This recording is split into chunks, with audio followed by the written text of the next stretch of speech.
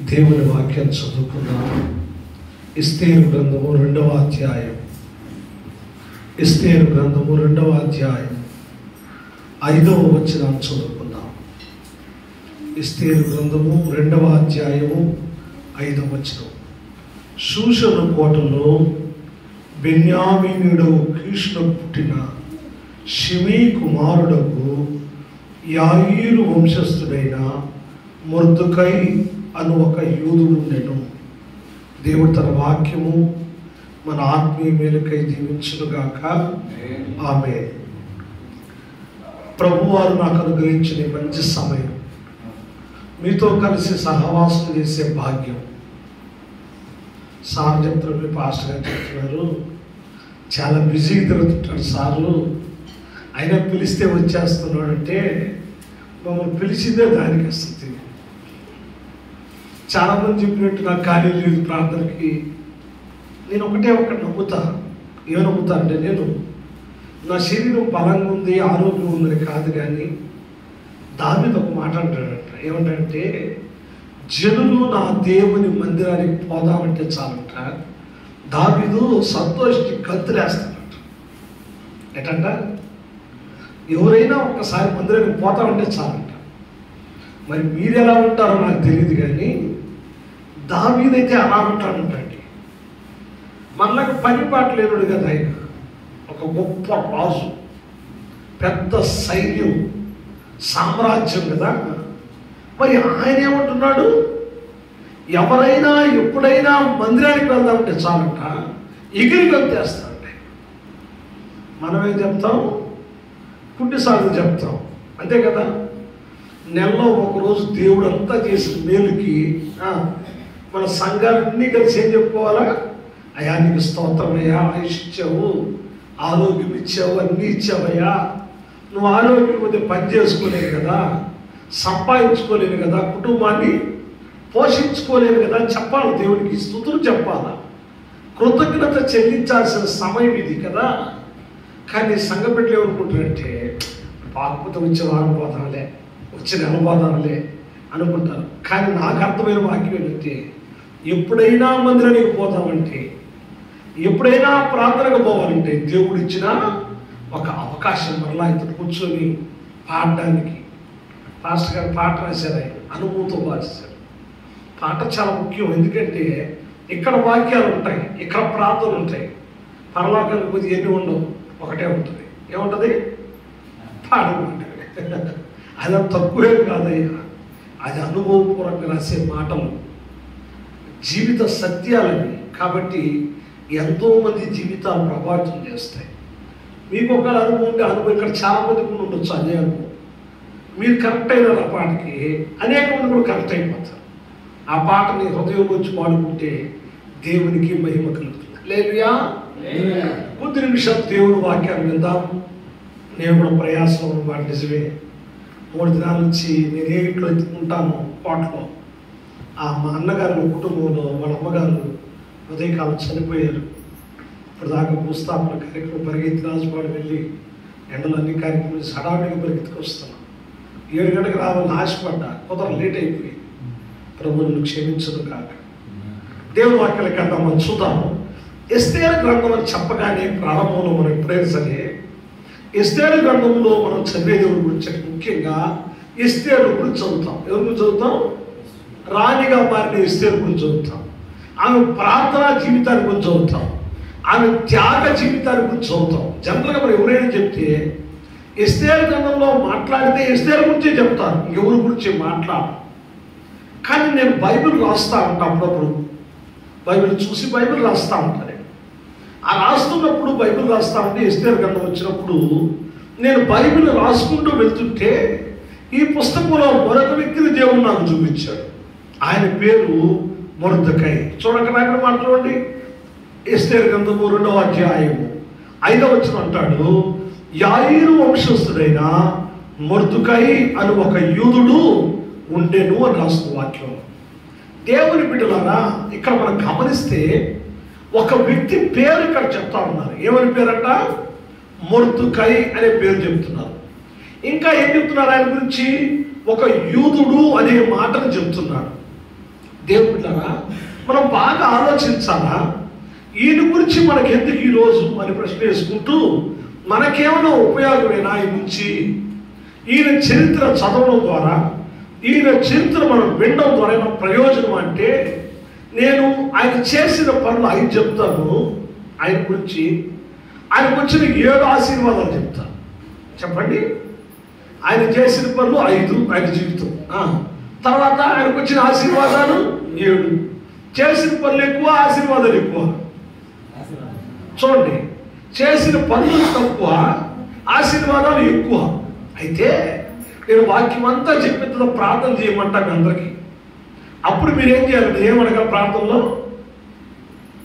చెప్పండి. అప్పుడు ప్రార్థన ఏం చేయాలో మీరు ఏమడగాలంటే, ఆ 7 ఆశీర్వాదాలు నాకు ఇచ్చే ప్రభు అని అడగకూడదు. ఏదే ఇప్పుడు చెప్పండి, ఏమనకూడదు ప్రార్థనలో?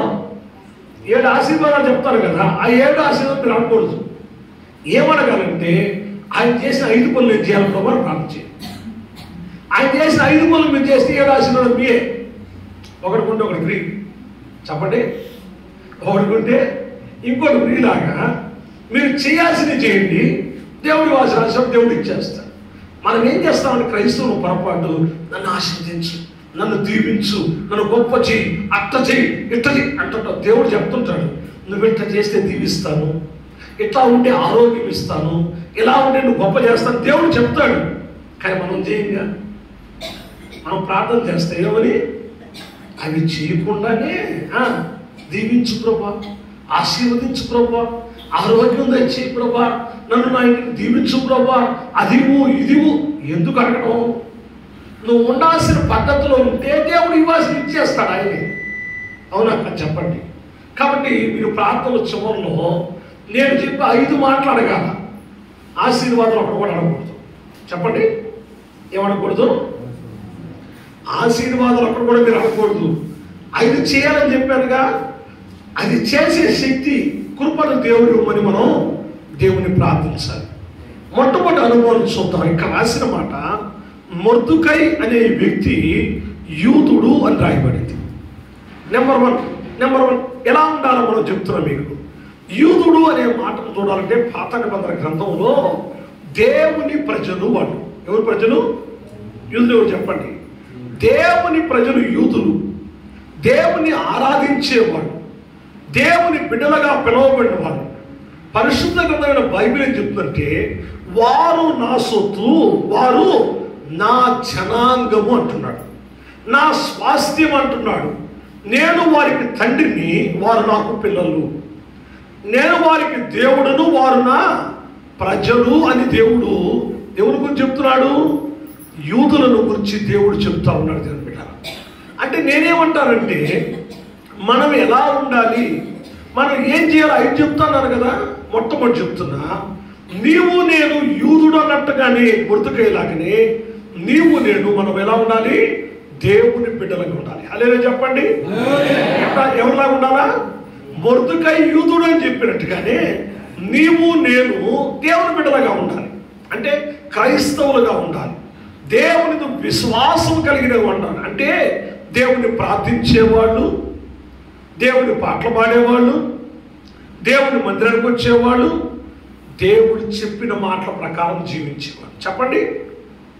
దేవుని ప్రార్థించేవాళ్ళు, 2 దేవుని పాటలు పాడేవాళ్ళు, 3 దేవుని మందిరానికి వచ్చేవాళ్ళు, 4 దేవుడు చెప్పిన మాట సేవకులు చెప్తాడే వాటిని చేస్తే వాళ్ళని క్రైస్తవులు అంటారు. పేరు పెట్టేసుకొని మోషే అంటే క్రైస్తవుడు కాదు. పేరు పెట్టుకొని రాహేలం అంటే క్రైస్తవు అంటే మీ పేరు ఏమనుకోబాకండి. పేరు పెట్టేసుకుంటే క్రైస్తవులు కాదు. ఎప్పుడు క్రైస్తవులవి? ప్రార్థన చేస్తే, పాటలు పాడితే, మందిరానికి వస్తే, దేవ సేవకుడు చెప్పే మాటను బట్టి జీవిస్తే అప్పుడు మన క్రైస్తవులు. అంతేగాని క్రైస్తవులు అంటే లేదా దేవుని బిడ్డని పిలిపించుకుంటే ప్రయోజనం లేదు. దేవుని బిడ్డ నిజంగా నేను అనుకుంటాను, బయట పోతుందా, నేను అనుకుంటాను మనల్ని ఎవరు పిలుస్తారు? అంత మోకస్తులు ఎవరు పిలుస్తారు? మనల్ని దేవుడు వాళ్ళు పెట్టిన చెప్పండి. అంటే వాళ్ళకి తెలియకుండానే నేను ఎంత పొగడుతున్నారు చూడండి. వాళ్ళు ఏమని చెప్పుకున్నారు చూడండి. కానీ నువ్వు అడ్డం ఉండటం లేదే. నువ్వు దేవుని బిడ్డవని పిలిపించుకున్నావు, క్రైస్తవుడు పేరు పెట్టుకున్నావు, మందిరానికి వస్తున్నావు, కానీ నీలో ఉండవలసిన 4 కనబట్ల. అందుకనే దేవుడిని దీవించలేకపోతున్నాడు, దేవుడిని ఆశీర్వదించలేకపోతున్నాడు. ఒక ఆయన మొన్న అడిగాడు, ఒక బ్రాహ్మణ పూజారి, అయ్యా పాస్టర్ గారు ఊరికి వచ్చేప్పుడు సైకిల్ కూడా లేకుండా వస్తాడు. ఎట్లా వస్తాడంట? సైకిల్ కూడా లేకుండా వస్తాడు. ఒక 10 ఏళ్ళకి స్కూటర్ కొంటాడు, ఇంకా 10 ఏళ్ళ కారులో వస్తాడు. ఎక్కడి నుంచి వస్తాయి నీ డబ్బులు అన్నాడు ఆయన. ఎక్కడి నుంచి వస్తాయి డబ్బులు? ఏమైనా లాటరీ కొడతాడా? ఏమైనా దొంగ బిజినెస్ ఏమైనా చేస్తాడా? ఏం చేయడు. ఏం చేస్తాడు? మీరు ఇచ్చిన డబ్బుతో మేము తింటా, మీరు చెప్పినట్టు కాకుండా దేవుడు చెప్పినట్టు చేస్తాం మేము, అంతే. మీరు కూడా చేస్తే మీరు కూడా కార్లు ఇస్తారు దేవుడు, మీరు కూడా చేస్తే బిల్డింగ్లు ఇస్తాడు, మీరు కూడా చేస్తే చదువులు ఇస్తాడు, ఉద్యోగాలు ఇస్తాడు, బిడ్డలు ఇస్తాడు, అన్నీ ఇస్తాడు. ఆమె చెప్పండి గట్టిగా. మీకు ఇష్టంలో కావాలి మాలాగా మమ్మల్ని నిందించడానికి మాత్రం మీకు ఇష్టం కదా అని చెప్పండి. మీరు వింటారు, వెళ్ళిపోతారు. నచ్చితే ప్రార్థనకు వస్తారు, లేదా ఎగ్గొట్టేస్తారు. దేవుడు చెప్పిన బాగా నడిస్తే నడుస్తారు. మనకి ఇష్టమైనవి సులభమైన నడుస్తాం. కష్టమైన బట్టి అది ఎవరు చేస్తారు? ఎవరైనా చేయగలరా? ఎవరికి సాధ్యం ఇది? మన వల్ల అయితే కాదు ఈ పని చేయడం, కాబట్టి వదిలే అనుకుంటాం మనం. కాదు, అది కాదు క్రైస్తవ్యం అంటే. క్రైస్తవ్యం అంటే ఏంటంటే దేవుని బిడ్డలు ఏంటంటే వాక్యంలో చెప్పింది ఎంత కష్టమైనా సరే చేసి తీరాలి. ఆమె చెప్పాలి గట్టిగా. అలా జీవించగలిగితే అప్పుడు దేవుడు చేయాల్సిన దీవెలన్నీ మనకు ఒకటమ్మడి కొడుస్తాడు.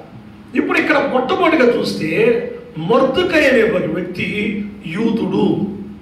యూదుడు అనే మాట నేను చెప్పాను, దేవుని బిడ్డ, క్రైస్తవుడు, దేవుని ప్రార్థించేవాడు, దేవుని పాటలు పాడేవాడు, దేవుని మందిరానికి వెళ్ళేవాడు, దేవుడు చెప్పినట్టుగా నడుచుకునేవాడు. ఇప్పుడు నేను మాట్లాడతాను మిమ్మల్ని. ఎరికో కోట వాడు కూలిపోయే సమయం మీ అందరికీ తెలిసి ఉంటుంది. ఒకసారి చెప్పుకుంటాడు సార్, చెప్పకపోతే చెప్తాను. ఒక ఎరికో అనే కోట కూడా అడ్డం వచ్చింది. ఆ దేశం గుండా వెళ్తుంటే, ఇశ్రాయేల్ ప్రజలు వెళ్తుంటే రాజుగారు నేను పోని అన్నాడు. దేవుడు ఏం చెప్పాడు సార్? రోజుకు ఒకసారి కోట కూడా చుట్టూ తిరగమన్నాడు. ఏం చెప్పాడు?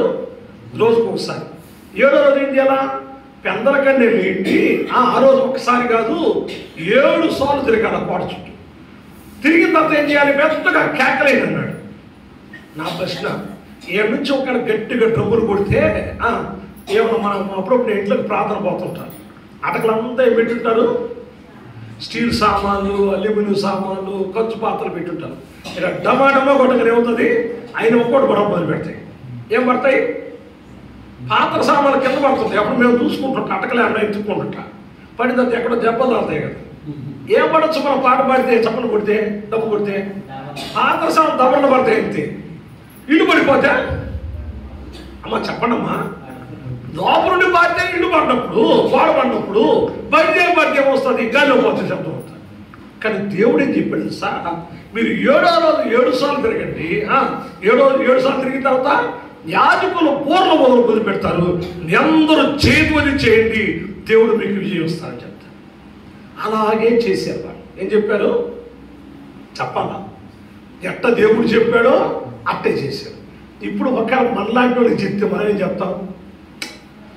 మనం చేస్తామా చేయమా? చేస్తామా చేయమా? ఏమో చెప్పండి ఒక మాట కూడా. మీరు సమాధానం చెప్తే ముందుకు పోతారు. పోలేండి, నేను వాక్యం విన్నా నిద్రపోతాను. ఎక్కడ తెలుస్తుంది? ఇప్పుడు దేవుడు వాళ్ళకి చెప్పాడు, దేవుడి బిడ్డలకి ఏమైనా చేశారు. కోట ఎట్లా గుడిపోతారు అడిగారా? అడిగారమ్మా. నీకేమో తెలివి ఉందంట. లోపల ఇస్తే బిల్డింగ్ పడిపోవట్లేదు, బయట పోయి కేకలేస్తే ఎట్ట పడిపోతాయని అడిగారు వాళ్ళు? అడగల. ఎవరు చెప్పారు? దేవుడు చెప్పాడు. సేవకుడు మోసే చెప్పాడు. కాటి పని చేసి అయిపోయింది, కూడిపోయింది కోట. మీరు ఇరుకో కోట కూడా అంటే మీకు ఎంతమంది తెలుసు నాకు తెలీదు. మన గోడలు ఇప్పుడు 14 అంగుళాల గోడలు ఉంటాయి. ఇప్పుడు పాత అయితే ఇప్పుడు ఇంకా ఫ్యాషన్ నుంచి 9 అంగుళాల గోడలు వచ్చింది, ఇటుకి రాయి సైజ్. ఇప్పుడు ఇంకా బాగా ఎక్కువైపోయి అట్రాయి పెట్టి కట్ట మొదలు పెట్టారు. ప్రాణి గోడ చూడండి మీరు. ఇప్పుడు అట్రాయి ఏముండదు ఇప్పుడు. అవునా కదయ్యా? ఏమైపోయింది? మన గోడ అంటే మన 14 నాకు తెలిసి మ్యాక్సిమం పై గోడని. అంటే ఇంత గోడ మనం అరిస్తే పడినప్పుడు, డబ్బులు కొట్టి ఇన్ని పెద్ద బైకులు పెట్టి అరిస్తే పడినప్పుడు ఆ కోట కూడా ఎంత ఉంటుందో చెప్పండి మీకు. ఆ కోట కూడా ఎంత ఉంటుందంటే 8 గుర్రాలు పట్టుకునే బండి. 8 గుర్రాలా? ఎన్ని గుర్రాలు చెప్పండి? 8 గుర్రాల బండి ఆ కోట కూడా మీద తిరుగుతూ ఉంటుంది. ప్రహరీ కాపలా కాస్తుంటుంది. ఎవడో శత్రువు వస్తున్నాడు చూడడానికి. ఎక్కడ తిరుగుతుంది? కోట గోడ మీద తిరుగుతుంటుంది. ఇంకొకటి చెప్తా మీకు నేను, ఆ కోట గోడ మీద వేసులు ఉంటారు, వ్యభిచారం చేసే స్త్రీలు. దేశాల నుంచి వ్యాపారంకి వస్తారు వాళ్ళు. కాబట్టి ఆ స్త్రీలు వాళ్ళ ఇల్లు ఉండే పైన ఇల్లు ఉండాలి, రథాలు పెట్టి పోవాలి. 8 గుర్రాలు అంటే ఎంత అనుకుంటా సార్? సుమారుగా ఒక 25-30 అడుగులు ఉంటుంది అనమాట. అంటే కోట కూడా ఎంత ఉంటుందయ్యా ఇప్పుడు చెప్పండి మీరు? మన చర్చి కూడా ఉండదు అనుకుంటా. ఇట్లా పొడుగు పెట్టే కూడా ఉంటుంది. ఇట్లా ఉండదు. 50 ఉంది అయితే లేదు. 50 అడుగులు ఉంటుందా? 50 అడుగులు ఉంటుంది సార్. ఇది లేదు. అంటే ఆ గోడ కూడా ఎంత ఉంటుంది? గోడ ఎంత పెద్ద గోడ ఉంటుందంట. ఈ గోడ కూలిపోతాయా అరిస్తే? అరిస్తే కూలిపోద్దా? అరిస్తే కూలిపోతామా? కోల్దు. ఎవరు చెప్పారు కూలిపోతుంది? దేవుడు చెప్పాడు. చేయాలా ప్రశ్నించాలా? మనం మహామేధావులు దేవుని బిడ్డలు, తెలివి గల వాళ్ళ భక్తి పొరలు. అలా చేస్తే ఏమవుద్ది పాస్టర్ గారు? అలా చేస్తే జరుగుతుందా పాస్టర్ గారు? అలా చేస్తే మాకు చేయగలనా పాస్టర్ గారు అని చెప్తావు. దేవుడు చెప్పింది వింటావు కానీ చెయ్యు. అందుకే నువ్వు దీవించబట్ల దేవుని కార్యాలు చేయలేకపోతున్నాడు దేవుడు. నువ్వు దేవుడు చెప్పింది చేయడమే నీ పని అంతే. చెప్తే ఏం దొరుకుతుందో అని చెప్పాడుగా. మీరు కోల్పోతే కోట కూడా అరవడమన్నాడు. అరవగా ఏమైంది? కోట కూడా కోల్పోయింది. అంతే, అయిపోయింది. దాని చరిత్ర అయిపోయింది. ఎంత పెద్ద కోట కూడా చెప్పాను. 8 గుర్రాలు తిరిగే రథం బట్టే బండి తిరుగుతుంటుంది. వేసులు నివాసం చేస్తుంటా కోట మీద. అంత పెద్ద కోట కూడాది. ఎరుకో కోట కూడా. అలాగే చెప్పండి గట్టి. దేవుడు చెప్పింది చేస్తే జరిగిందా? దేవుడు చెప్పింది చేయకపోతే జరిగిందా? చెప్పాలా? మనం చెప్పాలా? గట్టి చెప్పండి. మీరే చెప్పుకోండి. మళ్ళీ నాన్నోడు తిరిగి చెప్పింది మీ గురించి. మీరు భలే వింటారు, ఓపిక చేయరు. కానీ ఏమంటారు సార్? మేము పాట పాడామయ్యా, మేము ప్రార్థన చేసామయ్యా, మేము గుడికి వస్తున్నామయ్యా, కానీ కార్యాలు జరగవు. ఎందుకు జరుగుతాయి? ఇక్కడ ఏ వాక్యం చెప్తే చేస్తే కదా. మీరు వాక్యానుసారంగా జీవిస్తే వాళ్ళు క్రైస్తవులు, వాక్యానుసారంగా చేస్తే వాళ్ళు దేవుని బిడ్డలు, వాక్యానుసారంగా చేస్తే దేవుడు కార్యాలు వాళ్ళకి చేస్తాడు కానీ అందరికీ చేయడు దేవుడు. గుర్తుపెట్టుకోండి.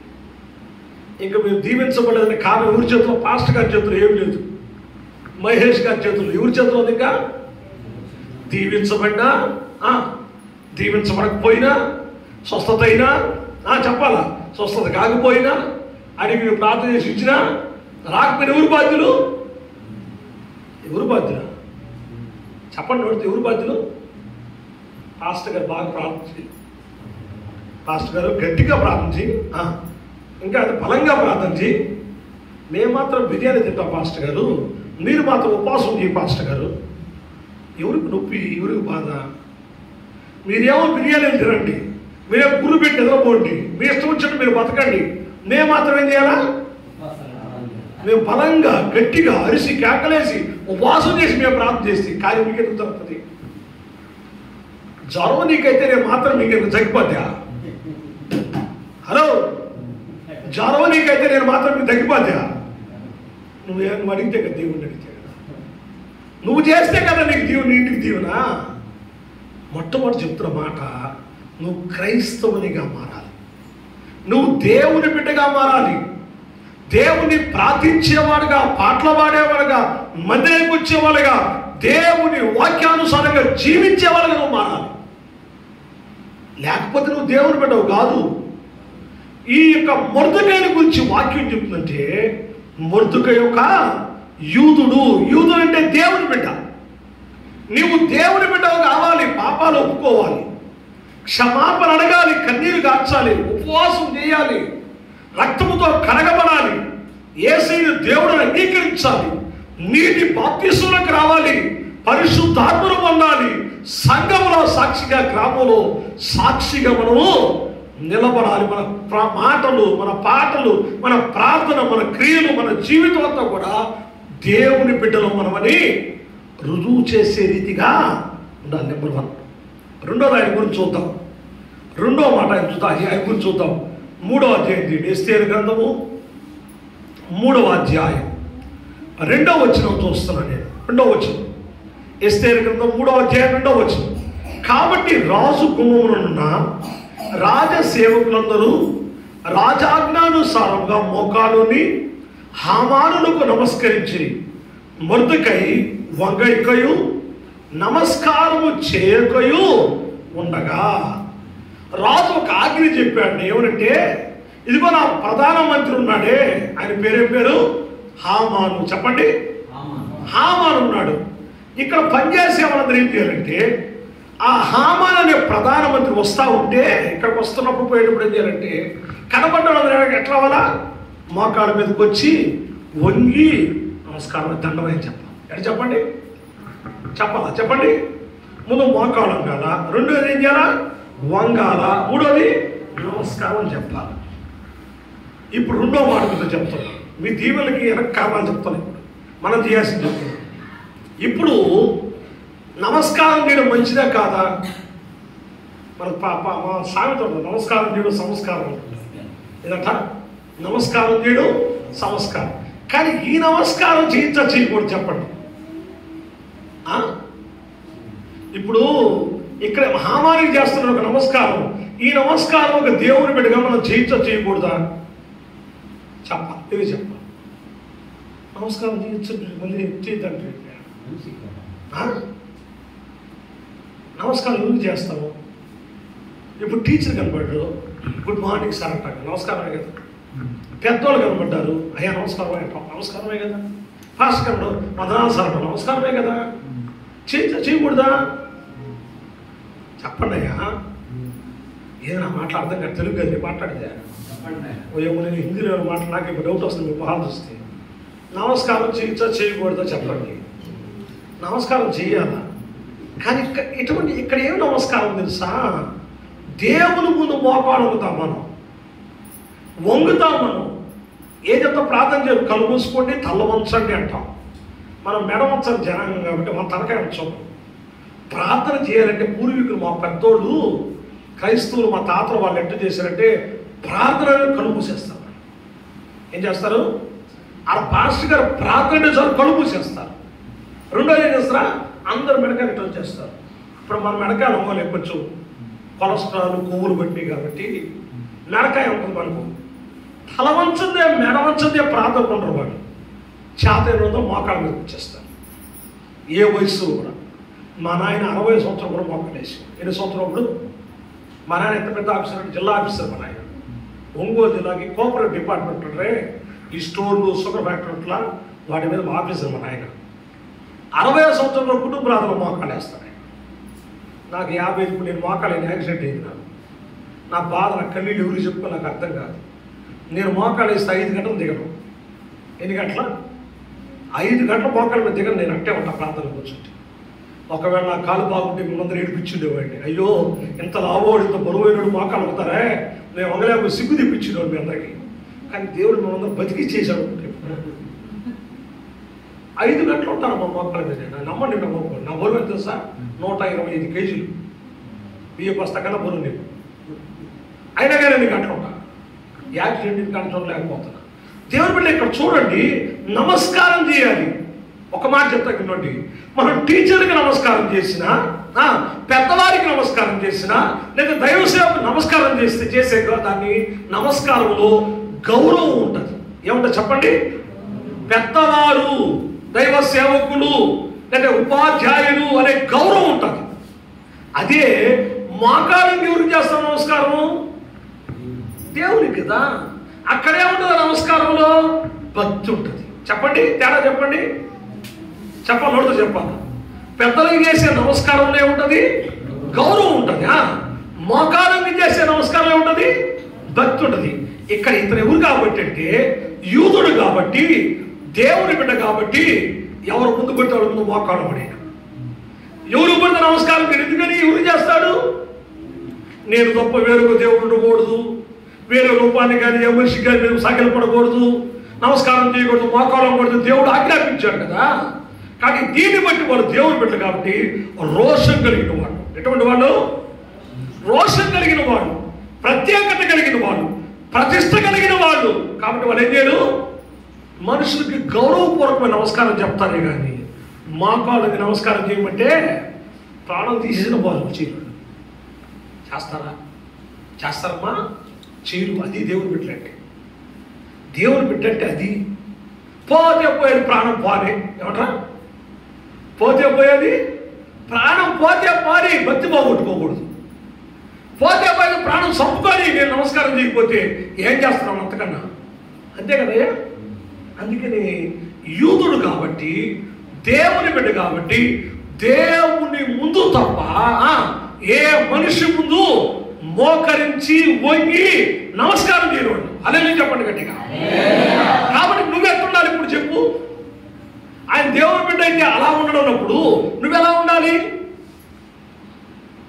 ఏ దేవుడి ముందు కానీ, ఏ దేవత ముందు కానీ, ఏ మనిషి ముందు కానీ ఏం చేయకూడదు? నువ్వు వంగి నమస్కారం పెట్టి మోకాళ్ళ మీద నమస్కారం పెట్టడానికి ఛాన్సే లేదు. నీకు తెలుసు, గుర్తుపెట్టుకో. అటువంటి రోషము కలిగిన, పౌరుషం కలిగిన క్రైస్తవులకు ఉండాలి. అతి ప్రత్యేకత కలిగి, ప్రతిష్ట కలిగిన క్రైస్తవులుగా నీవు నేను ఉండాలి. దానియేలు గ్రంథంలో చదివితే రాజు గారు ప్రతిమ నిలబెడతారు, బొమ్మ నిలబెడతారు. 30 రోజులు ఏ దేవుడికి ప్రార్థన చేయకూడదు దేశం అంతా, సమాజం అంతా. ఎవరు చెప్పుకోవాలి, ఏ కష్టం వచ్చినా ఆ బొమ్మ కాడికి వచ్చి రాజా నా కష్టం ఇది నన్ను తీర్చాడు కాదు అంటే ఆ రోజుల్లో రాజుని దేవుడిగా కొలిసేవాడు అనమాట. కానీ ఇప్పుడు దేవుడు కూడా నమస్కారం పెట్టకూడదు. ఎవరు పెట్టాలి? ఇప్పుడు రాజుగారి బొమ్మగా నమస్కారం పెట్టాలి. పెట్టకపోతే ఏముంది? సింహాల ఊహలు వేస్తారు. సింపుల్గా ఏం చేస్తారు? సింహాల ఊహలు వేస్తారు. మన చాలా చెప్పినట్టు సింహాల ఊహ గురించి చెప్పాను గంగన పడుతున్నా. సింహాల ఊహలు వేస్తే పట్ట కొద్ది తినేస్తాయి సింహాలు. అది కథ. ఇప్పుడు దండం పెడదాం వద్దా? ఎవరికి పెట్టాలి దండం? ఇప్పుడు ఎవరికి ప్రార్థన చేయాలా? ఎవరికి మోకాలం గల? రాజు బొమ్మ ముందు. పట్టకపోతే ఏం చేస్తారు? అయితే సింహాలు ఊహలు వేస్తారు. నిమిషంలో కొరికే తినేస్తాయి. ఇప్పుడు ఈ విషయం తెలుసు. ఎవరు తెలుసు? దానియేలుకి తెలిసినా ఒకటే అనుకున్నాడు, నేను బతికితే దేవుడి కొరకే కదా, నేను దేవుడి ముందు తప్ప ఎవరి ముందు మోకాళ్ళను, దేవుడి తప్ప ఎవరికి వంగను, ఎవరికి నమస్కారం చేయను, నా పద్ధతి నాదే. ముందు ఇంట్లోకి వెళ్ళి కిటికీ తీసి రోజు యొక్క ప్రార్థన చేసుకున్నాడు. విషయం చెప్పేశారు సెక్రటరీగా పోయి, ఎవరి? రాజా, నీ సామ్రాజ్యంలో పనిచేసి పెద్ద స్థానంలో ఉండే దానియేలే నీకు నమస్కారం ఇట్లా ప్రార్థన చేసి వెళ్ళి ప్రార్థన చేసుకున్నాడు రాజా. అవునా? పిలుచుకోరండి దానియేలు. పిలుచుకొచ్చారు. ఏమి దానియేలు? ప్రార్థన చేయలేదు, నాకు మొక్కలేదా నువ్వు? మొక్కలయ్యా, నమస్కారం చేయను, నువ్వేం చేస్తావు చేసుకోపో అంతేనటవా? అంతే. ఎత్తిపడి సింహాలు గోలేశారు. హాయిగా దానియేలు నిద్రపోయాడు. రాత్రి సింహాల జూలు మీద పడుకొని నిద్రపోయాడు. ఈయన మాత్రం నిద్ర పట్టుకొని మీద రాత్రి అంతా నిద్ర వాళ్ళు కొట్టుకొని తెల్లారేసి వచ్చి, అయ్యా జీవమగల దేవుని సేవకుడైన దానియేలు బతుకున్నావా అని అన్న మురిగిపోతా, భయపడిపోతా. నేను తప్పు చేయలేదు ప్రభా, నేను మా దేవుడిని కాపాడు. హల్లెలూయా. నేనేమంటానంటే మీతో చెప్పేది ఏంటంటే, దేవుని బిడ్డవి దేవుని ముందు తప్ప ఎవరికి మోకరించి తల వచ్చి నమస్కారము చేయదు. అటువంటి రోషముగా ఉండాలి క్రైస్తవుడు. అటువంటి ప్రత్యేకంగా ఉండాలి క్రైస్తవుడు. అటువంటి ప్రతిష్ట కలిగిన వాళ్ళకు ఉండాలి క్రైస్తవులు అంటే. అది కానీ ఎడకొచ్చి హల్లెలూయా వాడేది, ఆడపోయి దేని పడితే దాని ముందు మోకాలి, ఏడబడితే దేవుడు పడితే దేవుడు దండం పెట్టేది. పండగ వచ్చేస్తాయి కొన్ని పండుగలు మన ఊర్లో పండుగలు కొన్ని విచిత్రమైన పండుగలు వచ్చేస్తాయి. పండుగ చెప్పండి, ఎందుకు పండుగ చెప్పండి? ఏ పండుగ చేస్తారు ఊళ్ళో? అది మీ పని. పేద బొమ్మలు పెడతారు, 9 రోజులు 11 రోజులు లక్షలు పెడతారు. మన పాటలో ఒక గిరిజన్ కాలనీ ఉంది, శ్రీలక్ష్మి కాలనీ, క్రాస్ రోడ్, 3 లక్షలు ఖర్చు పెట్టారు. కాలనీ 3 లక్షలు ఖర్చు పెట్టారు. బొమ్మకి, ఆ 11 రోజులకి, ఊరేగింపుకి, తాకడానికి, తినడానికి 3 లక్షలు పెట్టారు. మంచిదే, బాగుంది. అయిపోయిందా? మనం దేవుడిని ఇంట్లో పెట్టుకోమా? చెప్పండి, దేవుడిని మన ఇంట్లో పెట్టుకున్నాం. ఏడేస్తారు నాకు నిమజ్జనం అంటే అసలు నిజంగా తిరుగుతాం. రోజు నిమజ్జనం చూసారంటే నెల్లూరులో గుజి నెల్లూరు చూసారా? ఈనాడు పార్టీ ఆఫీస్ ఎదురుగా చూసాం. అక్కడ అన్ని ముంచేస్తాం. ఆ రోజు అక్కడికి పోయినా, ఎందుకో పోయినా, వస్తూ నేను కోటకు వస్తా చూద్దాం ఎక్కడ నిమజ్జనం చేస్తారో చూశాను. మొలకల బొమ్మ ఏంటి, మొలకల బొమ్మ ఏం చేసేది తెలుసా, పొరపాటు గంట మీద గుచ్చుకొని తెచ్చి ఆ లోపల పెట్టాలి. ఏమైనా పొట్టోడా, ఉండ్రాలు తిన్నావురా, మునగరాయన దండం పెడతావు అని చెడ్డ మాట్లాడతావు. ఏంటో కరప కొట్టి బూతు మనం తెచ్చి పుంజులు ఆడబెట్టి ఏం చేశారు అంటే వాడేదో సతం చేసుకుంటాడు, బయటకు పెడుతుంది బాబు. మీరు ఆడబోయి ఏం చేస్తారు, గోరెలికి పెట్టుకొని జొల్లు కాల్చుకుంటూ వస్తుంది. దేనికోసం, ప్రసాదం కోసం. నా మాట కోపం వస్తే ఎప్పుడైతే నన్ను కొట్టడం, కానీ నా మాట గట్టిగానండి. రోషం ఉండాలి మీకు, పౌరుషం ఉండాలి దేవుడికి. అంటే చచ్చినా నేను వాటికి అక్కడి నుంచి ఇక్కడ వచ్చాము. ఎక్కడి నుంచి వచ్చాము, వాటి బుధాల మీద మోసే కదా వచ్చాము, తినాలి తిరిగే కదా వచ్చాము. మా దగ్గర మెట్టు తినాలి చూడండి, ఏం తినాలి, గోడ కదా. ఆ పాస్ట్ గారు కూడా కనబడుతుంది ఈ మధ్య. ఎవరు పాస్ట్ గారు, ఒక పాస్ట్ పట్టుకున్నాడు, అతను పెద్ద పాస్ట్ పట్టుకున్నాడు పిల్లోడు, మీలాంటి బాగా కొత్తగా ఊపిలో ఉన్నాడు చెప్తున్నాడు. వాడు అడిగేశాడు పెద్ద పాస్ట్, ఏమని అడిగాడు, ఏసమ్మ వచ్చాము. ఏం లేదు, ఆ డిప్రెషన్ చూద్దాం వచ్చారు ఒక ఆయన. ఆ దాటిపోతున్నాం పోయాడు వాడి, పోతే ఇంకో పాస్ట్ కనబడ్డాడు. ఆయనకి 7 సంఘాలు ఉన్నాయి మన ఏరియాలోనే, 7 సంఘాలు ఉన్నాయండి. ఇక్కడ కూడా పక్కన కూడా సంఘాలు ఉన్నాయండి. పట్టుగా ఒక నమ్మకం ఉంటాడు, తెలుసు అర్థమైంది. 7 సంఘాలు ఉన్నాయండి. ఆయన అడిగితే వస్తువులు కొనుక్కుందాం, ఇక్కడ చీప్ దొరుకుతాయి, ఖర్జూలు దొరుకుతాయి, ప్లేట్లు దొరుకుతాయి, బల్లు ప్లేట్లు దొరుకుతాయి, అందుకు వచ్చాక ఆయన మనం తిన్నాలో కనపడ్డాం. మేము బాధలు పోతున్నాం, పూలకే వెళ్ళిపోతాం. పోతే ఆయన అడగనుకుంటాడు, సార్ మనకు కావాలి, వాళ్ళు కాలేదు, ఉన్నాడు అన్నాడు. ఏం సార్ వచ్చారు, ప్లేట్ కొందాం,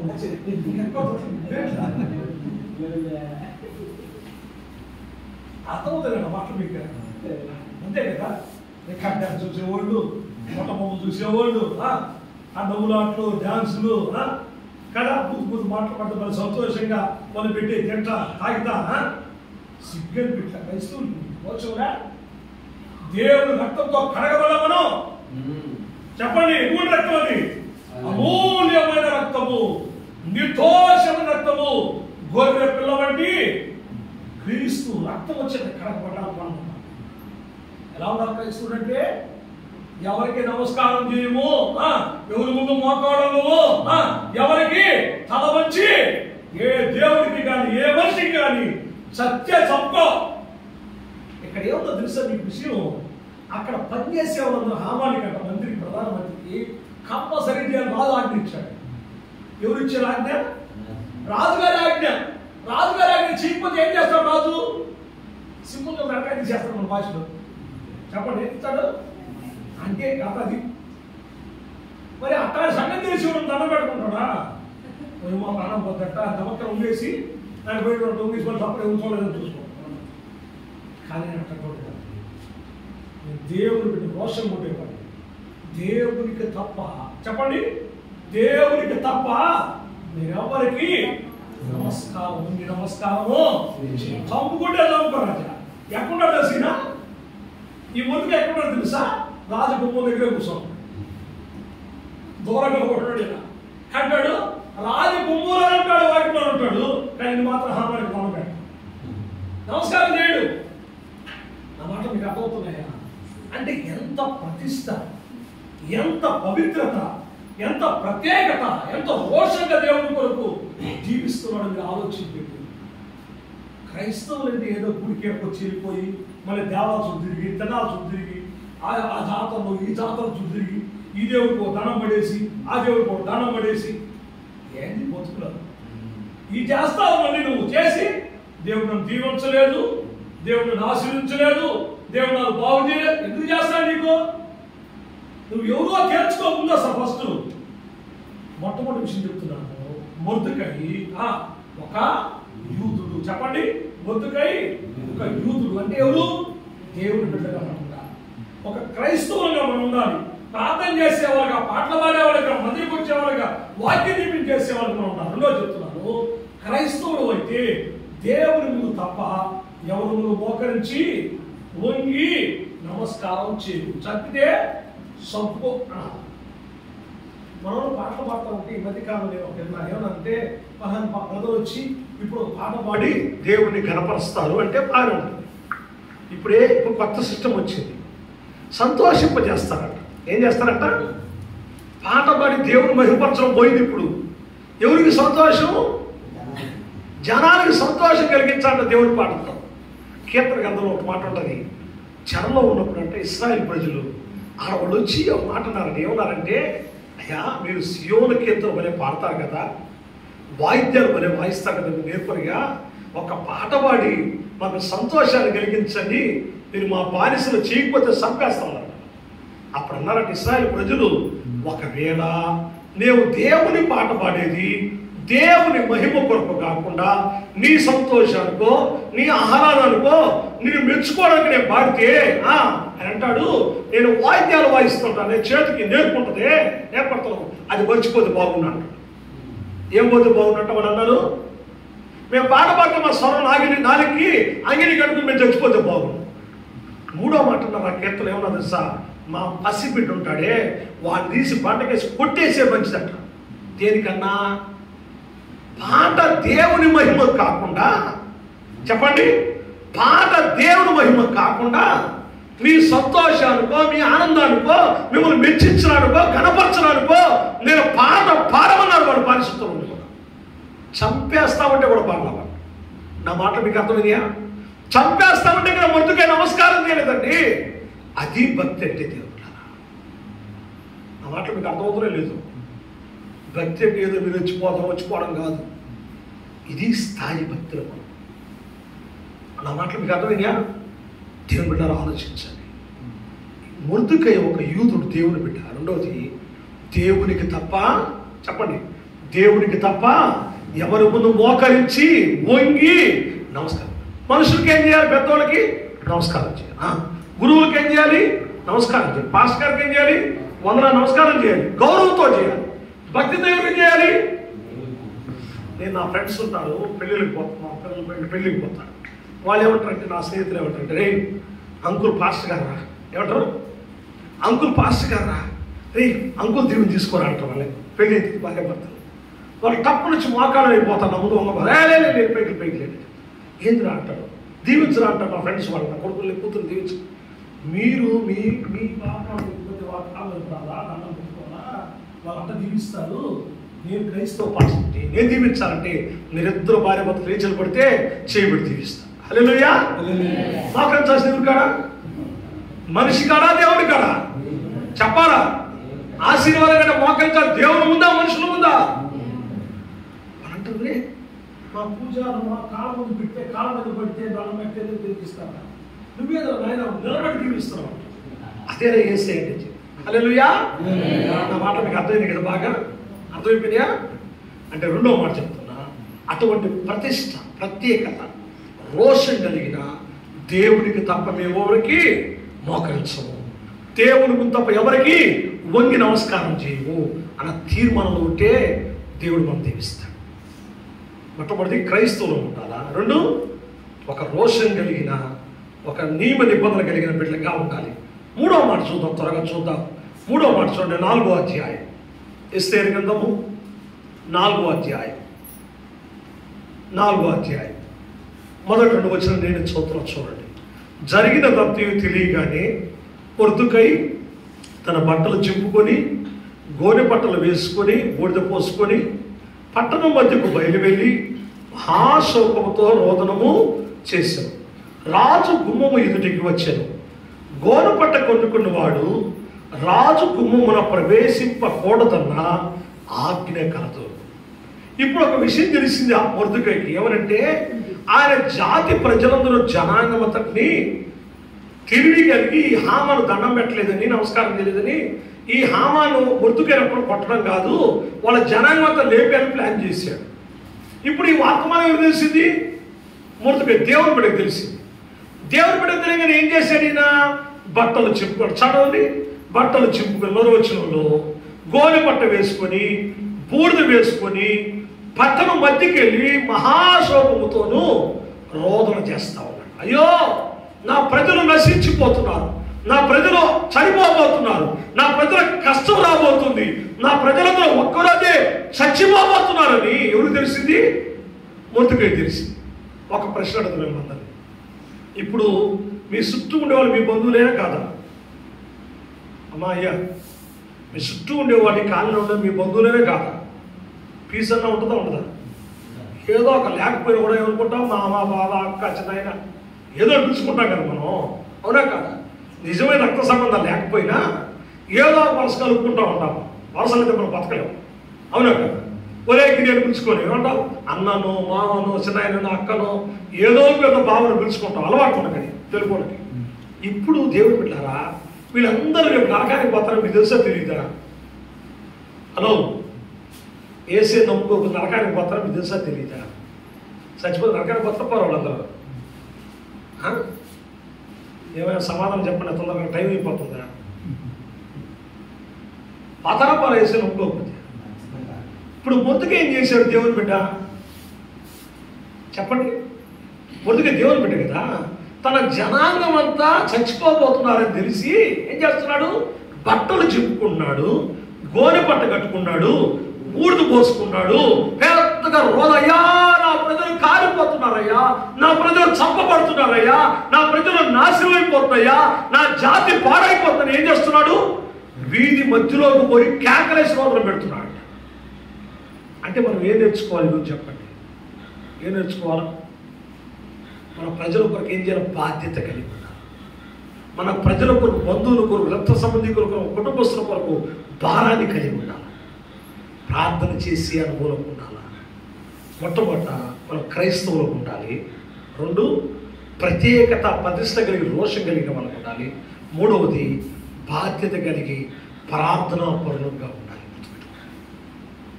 అది లేకపోతే నువ్వు పరలోకం వెళ్ళిపోతావు, వాళ్ళు నరకంలో కాలుతూ ఉంటారు, వాళ్ళు మనకు కనబడతా ఉంటారు. ఎవరు కనబడుతుంటారు? నీ ఇంట్లో ఒకవేళ భర్త రక్షించబడ్డాడు అనుకోండి, అన్న పరలోకం ఉంటాడు. ఈయన పోయి ఎప్పుడు వాళ్ళ భార్య చెప్పడం, ఆయన ఎప్పుడు కొడుకులు చెప్పాలా, ఎప్పుడు కోడలకు చెప్పాలా, ఎప్పుడు కూతురు చెప్పాలా, అల్లుడు చెప్పాలా. ఈయన ఒక్కడే పరలోకం వెళ్ళిపోయాడు అన్న ఒక్కడే. ఇప్పుడు అందరూ ఎడగాలుతుంటారు, వాళ్ళందరూ ఎడగాలుతుంటారు, అగ్ని కూడా నరకంలో కాలుతుంటారు. అప్పుడు ఇప్పుడు సంతోషం ఉంటుందా? ఆహా, నేను పరలోకం వచ్చేసాను, నా ఇంట్లో అగ్నిలో భలే కాలుతున్నారు అనుకుంటావా? అమ్మ అనుకుంటావా? అది ఒక్కరోజు సాగిపోయేది కాదు. ఇంకా మళ్ళీ ఆడ నుంచి వచ్చే ఛాన్స్ లేదు, జీవితకాలం ఎప్పుడు లేదు. మరి అంత భయంకర పరిస్థితి మనకు ఉందని తెలిసి ఒక్కరి కోసం కూడా మనం ప్రార్థించి, మన ఇంట్లో వాళ్ళ కోసం కూడా మనం ప్రార్థన ఉపవాసం చేయం. అటువంటి బాధ్యత లేని క్రైస్తవులు, అటువంటి భారము లేని శ్రద్ధ లేని క్రైస్తవులు ఈరోజు మనం. 3వ మాట చెప్తున్నా, మనం ఎట్టున్నారు క్రైస్తవులుగా? బాధ్యత, భారము, శ్రద్ధ కలిగి ప్రార్థనాపరులమైన క్రైస్తవం. కన్నీళ్లు పెట్టాలి, రోదన చేయాలి. దేవుని అయ్యా నా జాతిని రక్షించు, నా జనాంగాన్ని కాపాడు, నా కుటుంబ బిడ్డలు కాపాడు, మా ఖాళీ ప్రజలు ఉందని మీరు కాపాడు అని ఏం చేయాలి? మనం ఉపవాసాలు చేసి కన్నీటితో ప్రార్థన చేయాలి. 40 రోజులు జరుగుతారు, ఆయన 40 days ప్రార్థన జరుగుతారా? ఇక్కడ కూడా జరుగుతుందా? ఉపవాసం చేస్తారా? ఇక్కడ చేయరు, చాలా టైం ఇంకా వాళ్ళు వస్తారా? ఎక్కడ పొద్దున్న వస్తారా? అప్పుడప్పుడు కలుసుకుంటారు. అప్పుడు ఏడుస్తారా? వీళ్ళందరూ కేకలు పెట్టి రచ్చగా సవం చచ్చిపోతే ఇంట్లో ఎట్లుంటుంది? ఏడుపు ఉంటాయా? ఉంటాయా? ఒకసారి ఆడియో నాకు పెట్టాడు, ఆడపోతే జట కూర కట్టి పడతారు వీళ్ళందరూ. ఇప్పుడు ఏం చేస్తున్నాడు? ఇలా బతుకే చెప్పండి. ఎప్పుడైతే తన ప్రజలు చచ్చిపోతారు, చంపబడతారని తెలిసిందో, జనాంగం నాశనం అయిపోతారని తెలిసిందో, వెంటనే ఏం చేశారు చెప్పండి? అక్కడ చదువుదామా? చదవండి. మొదటి వచ్చిన 4వ అధ్యాయం మొదటి వచ్చిన చివరిలో అక్కడ ఏమంటారు తెలుసా? బూడిద పోసుకొని పట్టణం మధ్యకు బయలువెళ్ళి మహాశోకముతోనూ రోదనము చేసేది. కన్నీళ్ళు వచ్చేస్తా ఉంది, ఏడుపు వచ్చేస్తా ఉంది. రోదనం అంటే మా భార్యని కాపాడయ్యా అన్నట్టుంటాయా? ఎట్లుంటాయమ్మా? ఎట్లుంటాయి సార్? రోదనం అంటే పెద్ద కేకలు, ఏడుపు, దుఃఖం, కన్నీళ్ళు గారిపోతా ఉన్నాయి. రేపేం జరగబోతుందో మనకు తెలుసు. కాబట్టి ఇప్పుడు ఏమంటారు క్రైస్తవుడైన వాడు? ఈ గ్రామస్తులందరి రక్షణ కొరకు మనం ప్రార్థన చేసే బాధ్యత కలిగిన వాళ్ళకు ఉండాలి, భారం కలిగిన వాళ్ళకు ఉండాలి, శ్రద్ధ కలిగిన వాళ్ళకు ఉండాలి, ప్రార్థనా పరులముగా ఉండాలి. నాలుగో మాట చూద్దాం, చూడండి, నాలుగో మాట చూద్దాం. అక్కడే 17వ వచనం చూడండి, 17వ వచనం.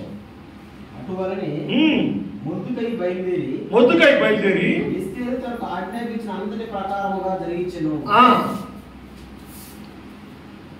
ఆ తర్వాత 17వ వచనం చూస్తే మొర్దెకై ఏం చేస్తున్నాడంటే ఎస్తేరమ్మ చెప్పినంత చేశాడు. ఎస్తేరు ఎవరు? ఈ మొర్దెకైకి చెల్లెలు వరుసగా మామూలు అయితే. కానీ బిడ్డగా అమ్మనని తెచ్చిపోయారని తండ్రిగా మారిపోయాడు అనమాట. ఇప్పుడు పెద్దవాళ్ళు చెప్పిన వాడు చిన్నవాళ్ళు చెప్పిన పెద్దవాళ్ళు వినాలా? పెద్దవాళ్ళు చెప్పిన మాట చిన్నవాడు వినాలా? చిన్నవాళ్ళు చెప్పిన మాట పెద్దవాళ్ళు వినాలా? లేని పోని ప్రశ్నలు అడతాను పాస్టర్ వచ్చి పిలవబాక మహేష్ గారు పిలవబాక ఇంకోసారి వచ్చిన కానీ వాకింగ్ చెప్పి వెళ్ళకుండా అన్ని ప్రశ్నలు అడుగుతున్నాయి.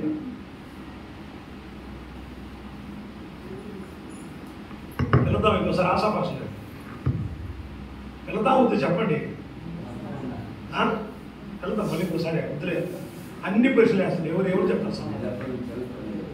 వెళదాం వద్దామండి, పిలవబా అక్కడ మంచోడు కదా, అన్ని ప్రశ్నలు వేస్తున్నాడు. ఏదైనా ఒక ప్రశ్న అయితే సమాధానం ఎన్ని ప్రశ్నలు అడిగేది అంతే కదమ్మా. పెద్దోళ్ళు చెప్పే మాట చిన్నోడు వినాలా? చిన్నోళ్ళు చెప్పే మాట పెద్దోళ్ళు వినాలా? తల్లిదండ్రులు చెప్పే మాట బిడ్డలు వినాలా? బిడ్డలు చెప్పే మాట తల్లిదండ్రులు వినాలా? దీన్ని అడిగే ప్రశ్న చెప్పండి.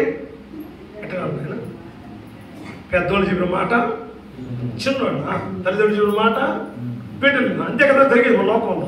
కానీ ఇక్కడ నేనేం చెప్తానంటే, మీకు ఏం నేర్పిస్తానంటే, ఈ మొర్దెకై నుంచి మనం నేర్చుకోవాలంటే, ఒకవేళ వాళ్ళు మంచి వాళ్ళై ఆత్మీయ పరులు ఉంటే చెప్పండి, ఆత్మీయ పరులు ఉంటే ఆయన పెద్ద నీ వయసు ఎంత ఉంటుంది? ఆయన నీ వయసు ఎంత ఉంటుంది? 70 కదా? అవును. ఇప్పుడు నేను చిన్నోడే పెద్దోడు, ఆయన కన్నా నాకు 55. ఆయన చిన్నోడే పెద్దోండి. ఇప్పుడు నేను చెప్పిన మాట ఏంటన్నా? హలో, నేను చెప్పిన మాట ఆయన వినాలా వద్దా? ఎందుకు వినాలా? నేను దైవ సేవకుని కాబట్టి, ఆత్మ సంబంధిని కాబట్టి, నేను ఓకే వెళ్ళిపోతే చెప్పను కాబట్టి నా మాట వినాలి పెద్దోడైనా, అంతే కదా? ఇప్పుడు ఈ పిల్లోడు ఉన్నాడు, చిన్న పిల్లోడు, వాళ్ళ నాయన ఉన్నాడు, ఒక 50 సంవత్సరాలు అయినా, ఈ బిడ్డ దేవుని బిడ్డ. ఇప్పుడు ఆయన అవుతా వినాల్సిందే. అంటే పెద్దోళ్ళు చిన్నోళ్ళని కాదు ఇక్కడ. దేని బట్టి? ఆత్మ సంబంధంగా మాట్లాడేవాళ్ళు ఉంటే వాళ్ళు చెప్పే దైవ నిర్ణయం దైవ చిత్తం అయితే ఎవరైనా మనం చేయాల్సిందే. పెద్దోళ్ళమైనా చేయాలా, చిన్నోళ్ళమైనా చేయాల్సింది. ఇక్కడ కూతురు చెప్తుంది, కూతురు చెప్పే మాట అంటున్నాడు నాన్న. అదే మనమైతే ఏం చెప్తాం? నీకేం తెలుసు, నీ వయసు చిన్నపిల్లవి, నీకేం తెలుసు? అదే కదా మనం అనేది. వాళ్ళు ఎంత చదువుకున్నా, ఎంత పెద్ద ఉద్యోగాలు చేసినా మనం ఏమంటాం? నీ తెలియని నోరు మూసుకో మనం చెప్పే మాట. వాళ్ళు జ్ఞానంతో చదువుకున్నారు, ఆత్మతో నింపబడుతున్నారు, దేవుడు ఉద్దేశాలు తెలుసుకుని మనం చెప్తున్నాం. మనం ఏం చెప్తాం? పెద్దవాళ్ళని దబాయి నోరు మూసేస్తాం. వాళ్ళు చెప్పింది మనం చేయవస్తాం, పట్టించుకో. కానీ కాటు చేయలే. మొదటిగా ఏం చేస్తున్నాడు? దేవుని బిడ్డలం కానీ మనమైతే పెద్దోళ్ళు చెప్పినా చెప్పండి, చిన్నోళ్ళు చెప్పినా అది దైవ చిత్తం గ్రహిస్తే మనం చేస్తాం. ఆమె చెప్పాలి గట్టిగా. 4 లక్షలు ఉండాలి. మొట్టమొదటి ఏముండాలా? క్రైస్తవులంగా దేవుని బిడ్డలంగా ఉండాలి. రెండవది, దేవునికి తప్ప ఎవరికి మోకరించి వంగి నమస్కారం చేయని రోషము కలిగిన ప్రత్యేకమైన ప్రతిష్ఠ జనాంగం ఉండాలి. మూడవ మాట ఏం నేర్చుకున్నాం? దేవుని బిడ్డలైన మనము నమస్కారం చేయని మనము మనకేదన్నా కష్టం వస్తుంది, బాధ వస్తుంది తెలిస్తే బాధ్యత కలిగిన వాళ్ళంగా, భారం కలిగిన వాళ్ళంగా, శ్రద్ధ కలిగిన వాళ్ళంగా ప్రార్థన చేసే వాళ్ళు ఉండాలి. 4వ మాట మీద చెప్తున్నాను, ఎవరు చెప్పారు ముఖ్యం కాదు, కానీ ఎవరు చెప్పారు ముఖ్యం, కానీ చెప్పే దైవ నిర్ణయమా కాదా, ఇది దేవుని చిత్తమైన మాట కాదా, ఇది దేవుని బిడ్డలు చెప్పే మాట కాదని వినాలే కానీ దాని ప్రకారం. ఇప్పుడు ఎస్తేరమ్మ చిన్నది, ఆయన కూతురు లాంటిది, కానీ ఆయన చెప్పినంత ఎవరు చేస్తున్నారు? మొర్దెకై చేస్తున్నాడు. దేవుని బిడ్డలు అయితే ఏం చేస్తారంటే, ఇది చిన్నోడు చెప్పారా పెద్దోడు చెప్పారా అని అనుకోరు. చిన్న పిల్లోడు ఉన్నాడు, మా బాబు, ఇది ఇంత వయసు ఉంటాడు మా పెద్ద కొడుకు, 2 వారాలు చందా లేదు నా చేతిలో, ఏం లేదు, చందాకి డబ్బులు లేవు. భార్యకి 2 పిల్లలకి డబ్బులు ఇచ్చేసాను, నా దగ్గర చందాకి డబ్బులు లేవు. చందా వేసుకుని కళ్ళు మూసుకొని కూర్చొని పాట పాడుతున్నా సీరియస్గా. మా వాడు చూస్తున్నాడు, ఈయన వేస్తాడా లేదా డబ్బులని. ఎవరు లేస్తున్నాడండి? మా నాన్న చందా ఇట్లా వేస్తాడా లేదా చూస్తున్నాడు. ఒక సంఘంలో చూశాడు, 2వ సంఘంలో చూశాడు, నేను చందా ఇలా వారం. 2వ వారం కూడా చూశాడు, 2వ వారం కూడా డబ్బులు లేవు, చందా వేయలేదు. వాడు ఆరాధంతా అయిపోయిన తర్వాత రూమ్లోకి వచ్చాడు. వచ్చి నువ్వు చేసేది కరెక్ట్ కాదు అన్నాడు. ఏమన్నాడు? నువ్వు చేసేది కరెక్ట్ కాదు అన్నాడు. ఏమిరా అన్న? వాక్యం తప్పు చెప్పానా? ఏమైనా సంఘాన్ని నడిపించేదని తప్పు చెప్పానా? ఏం చేశాను రా అన్న? నువ్వు సందా ఇచ్చినా అన్నాడు. ఏమన్నాడు? ఆగనే, నువ్వు సందా ఇచ్చినా అన్నాడు. ఏమిరా అన్న అంటే వాడు చూడలేదు, అనుకోని నేను. ఏమిరా అన్న? సందా వేస్తే ఇగిపోతేమన్నా, నేను కావాలన్నా. ఏలేదు, నాకు తెలుసు కాబట్టి చూసాను కూడా నాకు తెలుసు. ఒక చోట చూసాను కదా, 3 చోట్ల చూసాడు, నేను చూడవాడిని 2 వారాలు. వాడు 2 చోట్ల చూసేసాడు, 2 వారాలు చూసేసాడు. చూసి అడిగేశాడు, ఏ లేదురా అన్న. నువ్వు చంద ఇవ్వకుండా చంద ఇంటి నేను చెప్తాను పాస్టర్. ఏమడిగాడా? ఏమడిగాడు చెప్పండి? అంత పుట్ట నా పుట్టుకోడు పెద్ద కొడుకు. వాడు అడగతాడా? ఏమంటాడా? ఏమంటాడు చెప్పండి? నువ్వు చందా ఇవ్వకుండా సంఘస్థులు చందా ఇవ్వమని అని చెప్తావు. చందలు నోరు మూసుకొని కూర్చున్నావు కదా, సీక్రెట్గా తెలియనట్టు పాట పాడకుండా కళ్ళు మూసుకున్నావుగా, ఎవరు చూడనట్టుగా. అడిగాడు, ఇప్పుడు ఏం చేయాలండి? వాడు ఏం చేయాలి ఇప్పుడు చెప్పండి? వాడు చెప్పింది కరెక్ట్ తప్ప? చిన్నవాడు పెద్దవాడు, చిన్న బిడ్డ కదా వాడు చెప్పింది రైటే రాంగా? రైటే కదమ్మా. ఇప్పుడు నేనే దబాయించగలను లేదా వాడిని? దబాయించేసి వేసేయాలి అంటే వాడు ఏం చేయగలడు? వేయలేదు అంటాడు కాసేపు, వేసేయాలి అంటాను కాసేపు, మళ్ళీ చెడ్డి వెళ్ళిపోతాడు. నేను చేయగలను, కానీ ఏం చెప్పాడో వేయలేదు నాకు, నిజమేనన్నా. నీకు ఇచ్చిన తర్వాత నా దగ్గర మిగలలేదు నా డబ్బులు చందాకి. మా పాస్టర్ ఒక లెక్క ప్రకారం చందా వేస్తాను. ఏకాదిగా మీకు అన్నట్టు ఈరోజు రూపాయి, 5 రూపాయలు, 10 రూపాయలు చందా లేకుండా మా పాస్టర్ అట్లా చేయదు. పాస్టర్ క్రమంగా వేస్తాం. సంవత్సరానికి 5 రూపాయలు అంటే 5 రూపాయలు వేస్తాం చందాన్ని. మన 10 రూపాయలు 10 రూపాయలు వేస్తాం, 50 రూపాయలు 50 రూపాయలు వేస్తాం. మనం ఏకాదిగా వేస్తాం కదా, లెక్కల చూపించారు కదా. అవును కదా, 5వ తరగతి ఫీజు ఒకటి, 10వ తరగతి ఫీజు ఒకటేనా? వేరులా పెరిగిందా తగ్గిందా? 5వ తరగతి ఫీజు అంటే అందరూ ఒప్పుకుంటారా? ఒప్పుకోరు. స్కూల్ రాణిస్తారా? చర్చిలో రాణిస్తారు పాస్టర్ గారు. అంతవల్ల అట్లా వస్తున్నారు అందరూ. నా పాస్టర్ అన్నట్టు కాదు, క్రమంగా పెంచుకుంటా పోతాం చందామా నెల సంవత్సరం.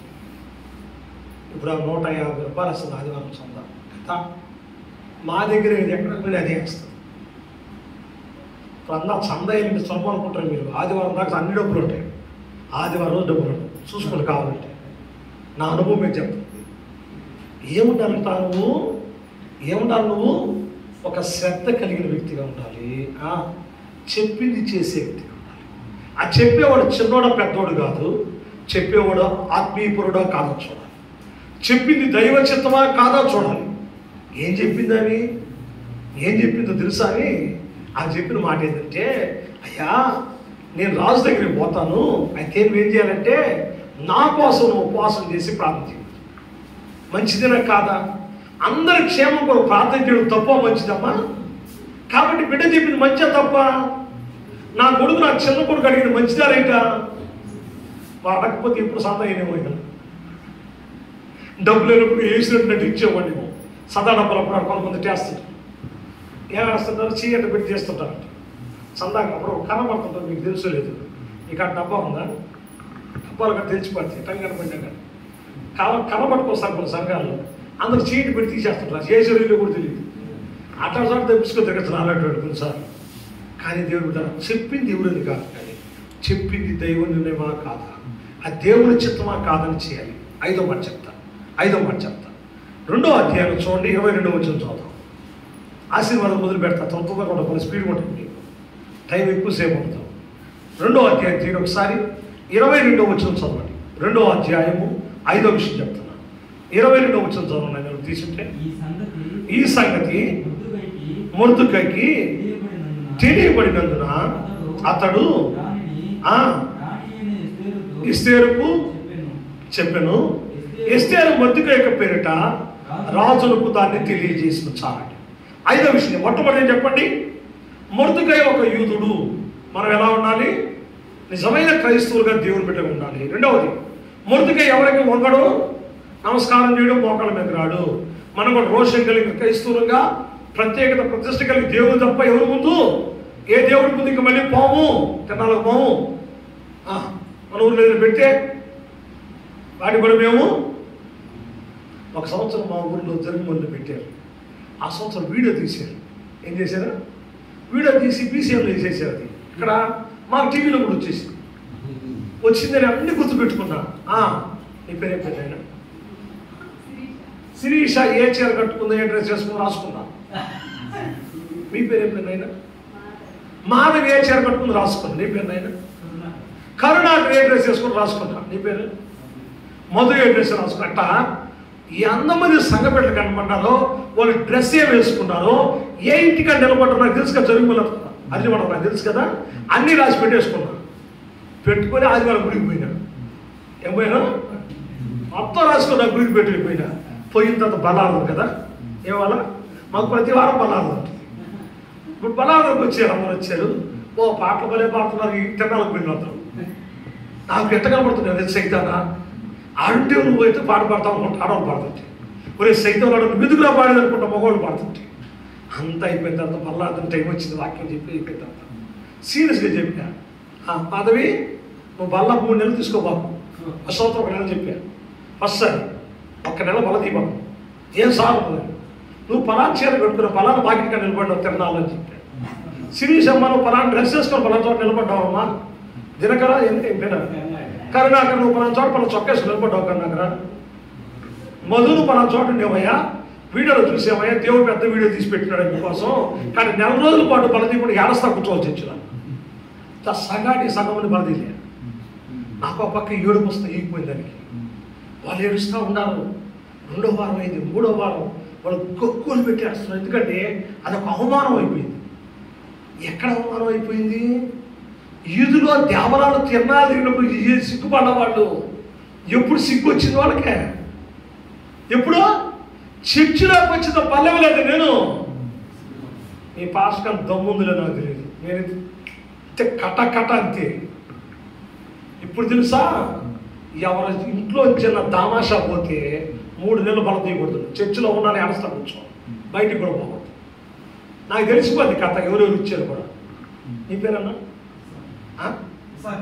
ఇస్సాక్ అని ఇచ్చారు, నాకు తెలిసిపోద్ది. మా ఊర్లో అయితే యువతారు చెప్పేస్తారు, నువ్వు ఎన్నో ఎవరో చెప్పేస్తారు. వచ్చి చెప్పగానే ఇంకో రాసి పెట్టుకుంటా. ఇస్సాక్ అన్నా చందా ఇచ్చాడు, కానీ ఇస్సాక్ అన్నా చందా బలదీ బాకన్నా 3 నెలలు ఎవరో కూర్చోలేడు అని చెప్తాను. ఇప్పుడు 3 నెలలు పనిష్మెంట్. ఈ నెలలో చర్చికి మానేస్తే ఒప్పుకొని షాపు నరకంలోకి వెళ్ళిపోతాను చెప్తా. నా మాటలు మీకు అర్థమైంది. రోషము కలిగిన క్రైస్తవులు ఉండాలి. 3వ మాట ఏం నేర్చుకున్నాం? ఏం చదువు? 3వ మాట నేర్చుకున్నాం. 3వ మనం జవాబుదారితనంగా బాధ్యత కలిగిన ప్రార్థనా పనులు ఉండాలి. 4వ మాట నేర్చుకున్నాం. పెద్ద చెప్పినా చిన్న చెప్పినా అది దైవ నిర్ణయం అయితే, దైవ చిత్తం అయితే, దేవుని ఆత్మపూర్వకమైన మాటలైతే మనం దాన్ని చేస్తే. 5వ మాట నేర్చుకున్నామంటే రాజును చంపాలని ప్లాన్ చేశారట బొట్టులు. ఈయన మా వాకిట్లో కూర్చుంటాడు, ఎప్పుడు గుమ్మం కాంటాడు. ఇలాంటి మాటలు ఈయన రాజుగారికి చెప్పి పంపించాడు. రాణి ద్వారా ఎస్తేరు కూతురు కదా, చెప్పి పంపించారు. విషయం కలుపుకున్నారు, నిజమని చెప్పారు. అతను చెప్పేశారు. ఎవరు చెప్పారు? ఇప్పుడు నేను 5వ మాట ఏం చెప్తానంటే, రాజుకు మొర్దెకై ఏం చేశాడు? మేలు చేశాడు. మనం దేవునికి ఏమైనా మేలు చేయగలమా? చేయలేము. మొర్దెకై కాబట్టి, మనిషి కాబట్టి, రాజు మనిషి కాబట్టి మేలు చేశాడు. మనం ఏం చేయగలం? దేవునికి ఏమైనా మేలు చేయగలమా? మనం ఏం మేలు చేయలేము. మనం ఏం చేయాలంటే దేవునికి మహిమ త్యాగం. అలాగే చెప్పండి, మేలు చేయలేము కానీ దేవునికి మనం ఏం చేయగలం? మహిమ త్యాగం. మంచిగా జీవించి, మంచిగా బ్రతికి, మంచిగా పాడి, మంచిగా ప్రార్థన చేసి, పరిశుద్ధంగా ఉండి, అనేకులకు స్వార్థ చెప్పి, అనేకులు మందిరం తీసుకొచ్చి, సంఘాన్ని పెంచి, ఆత్మలు పెంచి, దేవుని మహిమ త్యాగమా లేదా? చెప్పండి, దేవుని మహిమ త్యాగమా లేదా? ఇది చేయాలి. ఏం చేయాలి? మొట్టమొదటిది దేవుని బిడ్డలంగా క్రైస్తవం ఉండాలి. 2 దేవుడు తప్ప ఎవరికి మోకరించి నమస్కారం రోషం కలిగిన వాళ్ళు ఉండాలి. 3వది ఉండాలా? ప్రార్థనాపరులుగా బాధ్యత కలిగిన వాళ్ళు ఉండాలి. 4వది పెద్దలు చెప్పిన చిన్నలు చెప్పిన ఆత్మీయ వచ్చే మాట ప్రకారం చేయాలి. 5వది దేవునికి మహిమ తెచ్చే వాళ్ళగా ఉండాలి. ఏమంటుంది వాక్యం? మిమ్మల్ని బట్టే కదా నా నామము అన్ని జనుల మధ్య దూషించబడుతుంది. క్రైస్తవులు ఎట్టోళ్ళు దేవుడి గుడికి పోయి ఇట్టటోళ్ళు, దేవుని పెట్టి ఇట్టటోళ్ళు, ఆ చర్చికి పోయి ఇట్టటోళ్ళు, వాళ్ళ దేవుడు అట్టటోళ్ళే. ఎవరు చెప్పారు? చేసేదే వెధవ పని చేసేది నువ్వు. తిట్టే దేవుడిని నిన్ను తిడతారు. నువ్వు పూజించే ప్రార్థించే దేవుని గురించి ఎవరు తిట్టిస్తున్నారు? ఆయన ఏమో తప్పు చేశాడా? ఆయన ఏమో పాపం చేశాడా? ఆయన అంత పరిశుద్ధుడైతే నీ పుణ్యానికి ఆయన తీసుకున్నాడు. నా మాటలు మీకు అర్థమవుతారా లేదా? అర్థమవుతారండి నేను ఎవరో తెలుసుకున్నాడు. మనం చేసే తప్పుడు పనులు, మనం చేసే పాప పనులు, మనం దేవుని బిడ్డలను చెప్పుకొని మన మాటలు బూతులు చాలా సులభంగా మాట్లాడేస్తున్నారు క్రైస్తవులు. ఎట్లా మాట్లాడతారు? చాలా సులభం, తప్పేం లేదంటే మాట్లాడుకున్నారు క్రైస్తవులు. బూతులు ఎన్నో తప్పని మాట్లాడకపోతే మాట్లాడకపోయారు. అయ్యా బూతులు మాట్లాడడం తప్పు, బూతులు ఎన్నొచ్చా? చాలామంది మాకు మాట్లాడలేకపోతున్నామని వేరే వాడు మాట్లాడితే హాయిగా సహించినట్టుగా అంటారు. ఎప్పుడైనా బూతులు మాట్లాడే వాళ్ళ దగ్గర నోరు మీ అన్నారా మీరు? ఎప్పుడైనా నువ్వు మాట్లాడబాకన్నారా? బూతులు మాట్లాడబాకన్నారా ఎప్పుడైనా మీరు? చెప్పండి, ఎప్పుడన్నా అన్నారా? అనాలి క్రైస్తవులంటే. నువ్వు బూతులు ఎందుకు మాట్లాడతావు? ఆడ మొగలేని చెడ్డ చెడ్డ మాటలు మాట్లాడతావు పల్లెటూరులో. నువ్వు ఉన్నావంటే ఏం చేయాలి చెప్పండి? నువ్వు ఉన్నావంటే ఏం చేయాలి? వాళ్ళు బూతులు మాట్లాడడం కూడా భయపడాలి. ఇప్పుడు ఏం చేయాలని చెప్పి 5 కారణాలు చెప్పాను. 7 ఆశీర్వాదాలు 7 నిమిషాలు చెప్పి ఇచ్చేస్తాను. స్పీడ్ వెళ్ళిపోదాం. ఓకేనా? 6వ అధ్యాయము 10వ వచనం. మొట్టమొదటి ఆశీర్వాదం చూసుకోండి. 6వ అధ్యాయము 10వ వచనం. నువ్వు చెప్పిన ప్రకారమే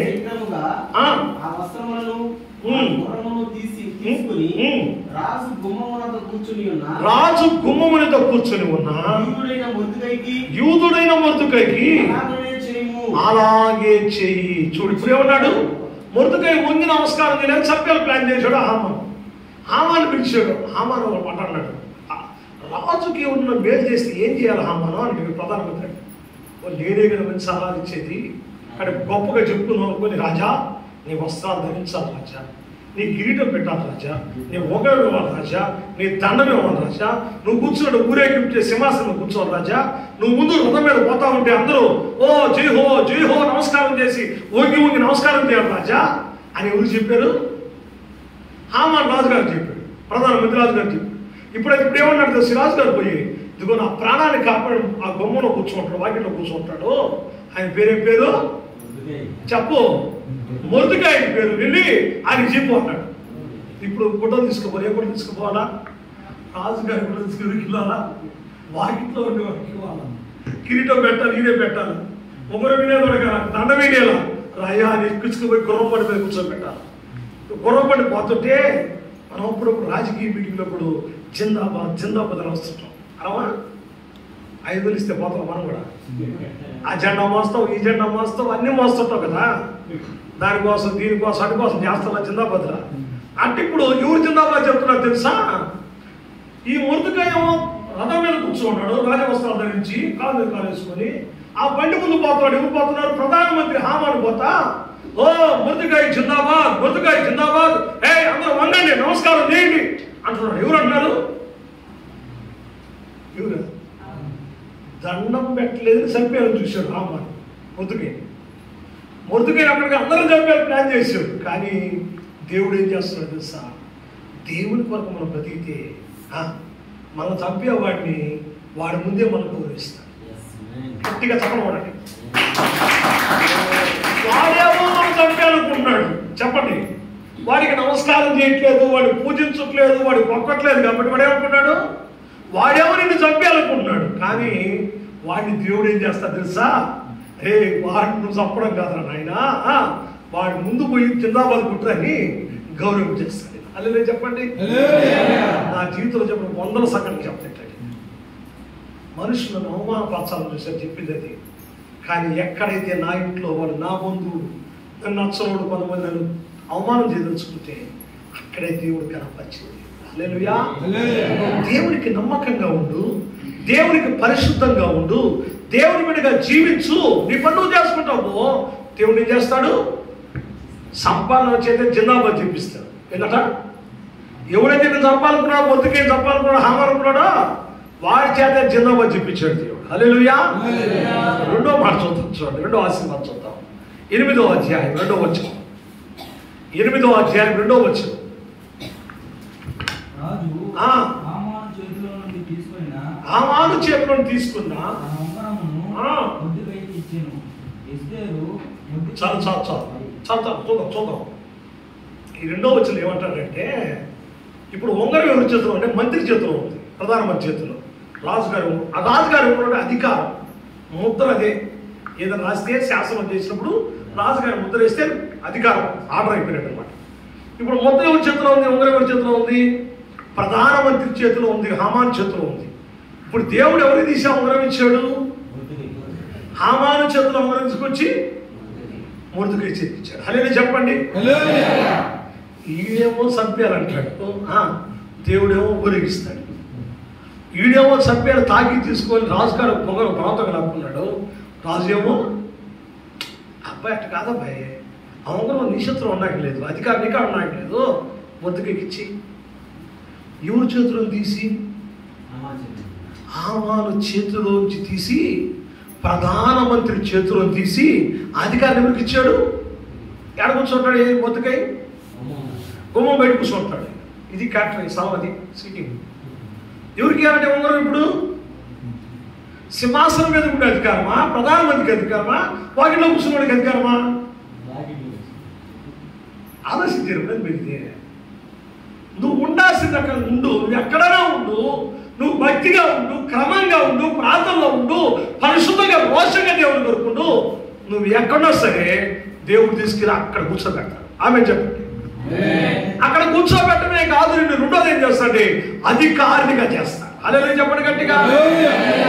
ఇప్పుడు ఊరికాడు ఉంగరం ఇది ప్రధానమంత్రి చేతుల్లో ఉన్న ఉంగరం తీసి రాజు ఏం చేస్తున్నా అంటే మొర్దెకై చేతులు పెడతాడు. అయ్యా ఈ అధికారం నీకు ఇచ్చేసేపో అన్నాడు. హల్లెలూయా. మూడో మాట చదువు, అక్కడే చదవండి, రెండో అధ్యాయంలోనే. ఆ రెండో వచ్చిన తర్వాత చదవండి.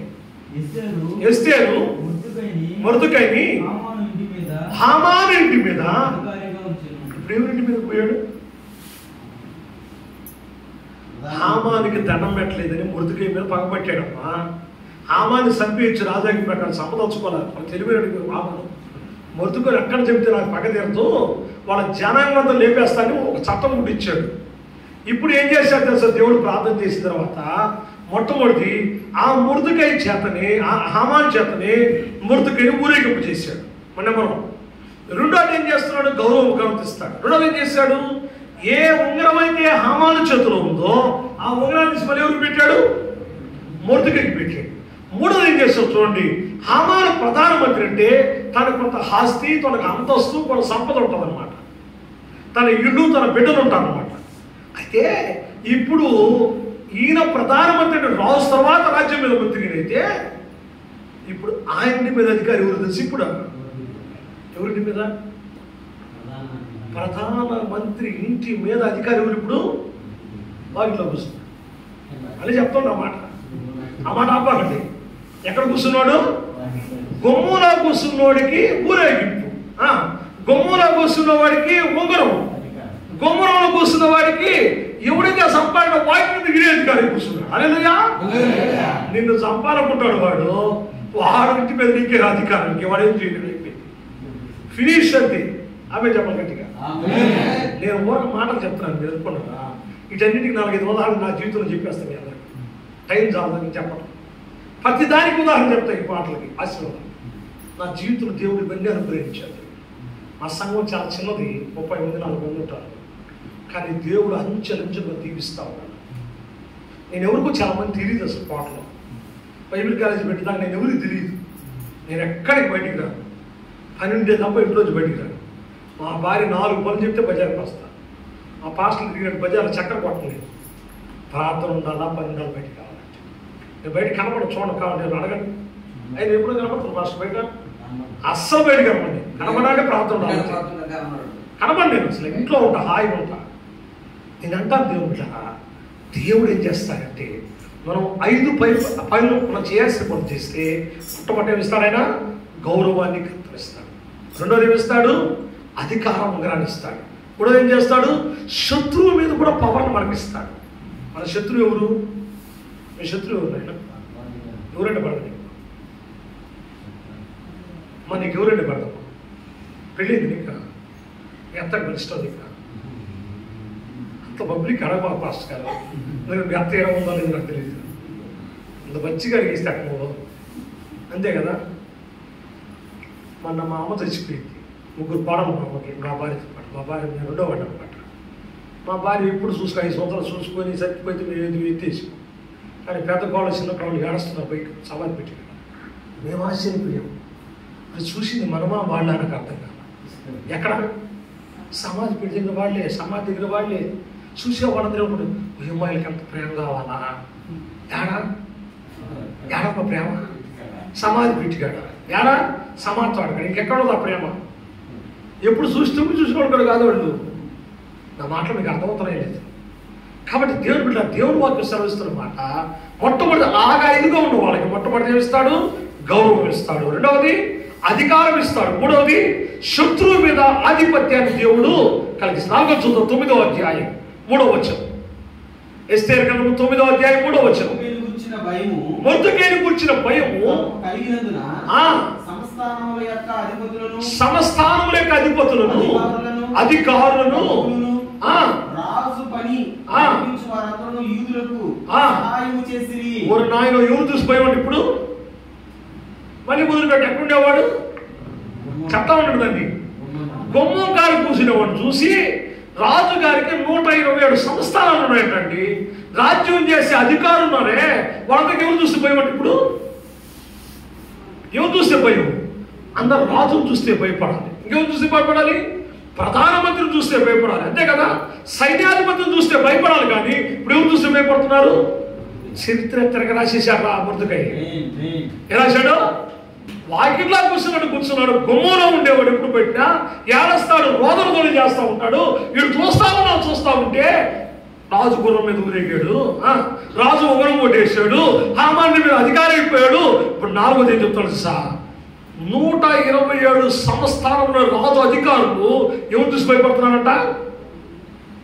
హలో, ఎవరు చూసి భయపడుతున్నారు?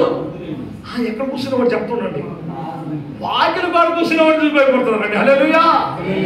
నువ్వు అట్టుంటావు లోకములకి. ఎట్టుంటావు అంటే వాళ్ళు అనుకుంటారు చూసి, వాళ్ళకేముంది చదువు లేదా, వాళ్ళకేముంది ఏం లేదు అంటుంటారు నేను చూసి. కానీ నేను చూసి అదురుకుంటాను కుదిరి 50 రోజులు. ఆమె చెప్పండి గట్టిగా. దేని బట్టి? నిన్ను బట్టి కాదు, నీకున్న డబ్బును బట్టి కాదు, నీకున్న పలుకు బట్టి ఉంటే, నీకున్న జనాన్ని వచ్చి మీద కొట్టేస్తారు భయం కాదు. భయం ఎవరు భయం? అది దేవుడు కలిగించిన భయం. దేవుడు చేస్తున్న కార్యాలు మొర్దెకై పక్షంగా చూస్తున్న వాళ్ళు, అరే అక్కడ కూర్చునేవాడు కదా, వాకిలి కాడు గుమ్మం కాడునేవాడు కదా ఇతను, మొర్దెకై కదా ఇతను, యూదుడు కదా, బానిస కదా అనుకుంటున్న వాడు చూస్తూ ఉంటే అంచెలంచెలుగా దేవుడు హెచ్చిస్తా ఉన్నాడు. దేవుడు అల్లెలు చెప్పండి గట్టిగా. 3 మండలాలు కాస్ట్ని పెట్టింది కేబీసీ అంటే కాస్ట్ మండలం తెలుసుకోండి. మాకు కమిటీ నాయకత్వం. నేను 3 సంవత్సరాల క్రితం ఉండేవాడు వైస్ ప్రెసిడెంట్ పెద్దగా కలిసి నేను వైస్ ప్రెసిడెంట్. దాదాపు కొన్ని సలహా చెప్పాను. అది ఎలా అవుతుంది పొలం తెచ్చేవాడికి బాగా సలహా చెప్తారు. ఎందుకు వీడు చెప్పే మాట లేదేంటి అనుకున్నారు. ముందు ఫస్ట్లో అనుకున్నాను, మనకు రాజకీయాలను చూపించిన కదా, చర్చల రాజకీయాలను చూపించాను. కాబట్టి నేను చెప్తే నా మాట ఇలా పరచుకోవాలి. తర్వాత ఏమి నేను చెప్పాను అన్ని జరుగుతా కూర్చోండి. అప్పుడు నేను దేవుడు ఆత్మత చెప్తున్నా కంటే కూడా నన్ను చూసి భయపడబోతుంది. కమిటీ మీటింగ్ జరిగితే వాళ్ళు అనే మాట సత్యనారాయణ గారు కానీ, నోబాబు సార్ తీసుకొని ఆయన కానీ ఇంకెవరో కూర్చుని వాళ్ళు అడిగే మాట ఇచ్చాను. మాస్టర్ గారు ఏమడగల అడిగేసి కానీ ఏమడగాలంట, నువ్వు గమ్ముండే నోరు జరగదు, నీకు గమ్ముండవు కదా, నువ్వు ఏదో అనకుండా బాగోదు, నువ్వు ఏదో కార్యం మొదలు పెట్టు. ఎవరు చూసి భయపడతారు? ఎవరు చూసా?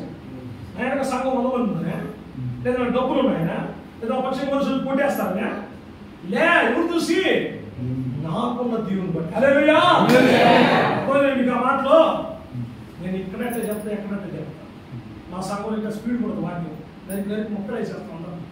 సమాధానం చెప్పడం చెప్తే ఇంకా అడగడం ప్రశ్న మీదంటే వాళ్ళు పేదవాళ్ళు చదువు తక్కువ వాళ్ళు మీదంటే వదిలేస్తాను. నేను సమాధానం ఇంకా బాగా చెప్తాను వాక్యం. ఈసారి పిలిస్తే మళ్ళీ చెప్తాను, టైం అయిపోయింది. ఇక్కడ చూస్తే 4వ మాట చూస్తే ఏమైపోయాడంట? మొర్దెకైని చూసిన భయము 127 సంస్థానంలో పనిచేసే అధికారులు అందరూ భయపడిపోతున్నారంట. ఏమండేవాడు చెప్తామండి. ఎక్కడుండేవాడు? మన భాషలో వాకిట్లో పోయి ఉండేవాడు. అట్లా చెప్పండి, బాగుంటుంది. లాసం బాగా దేవుడు ఎట్లా చేస్తారు చెప్పండి? మనం ఉండాల్సింది ఉంటే దేవుడు చేయాల్సింది అది నమ్మండి. మీరు నా మాట నేనేం చెప్పినా నా సొంత మాట చెప్పట్లేదు. ఎందుకంటే ఇవన్నీ దేవుడు చరిత్రలో రాసిపెట్టి జరిగిన విషయాలు. ఇవన్నీ కట్టు కథలు కాదు, కల్పితాలు కాదు, ఈ కథలు గాథలు కాదు, ఇవి పురాణాలు కాదు. చెప్పేది చరిత్ర రికార్డెడ్ బుక్స్లో ఉన్నాయి. 5వ ఆశీర్వాదం చెప్తా. 9వ అధ్యాయము 4వ వచనం. 9వ అధ్యాయం 4వ వచనం చదవండి. 9:3 చదివారు కదా, 9:4 చదవండి. మొర్దెకై రాజు యొక్క నగరంలో ఎంతోడు అయిపోయాడంటే ఇప్పుడు ఎక్కడుండేవాడు?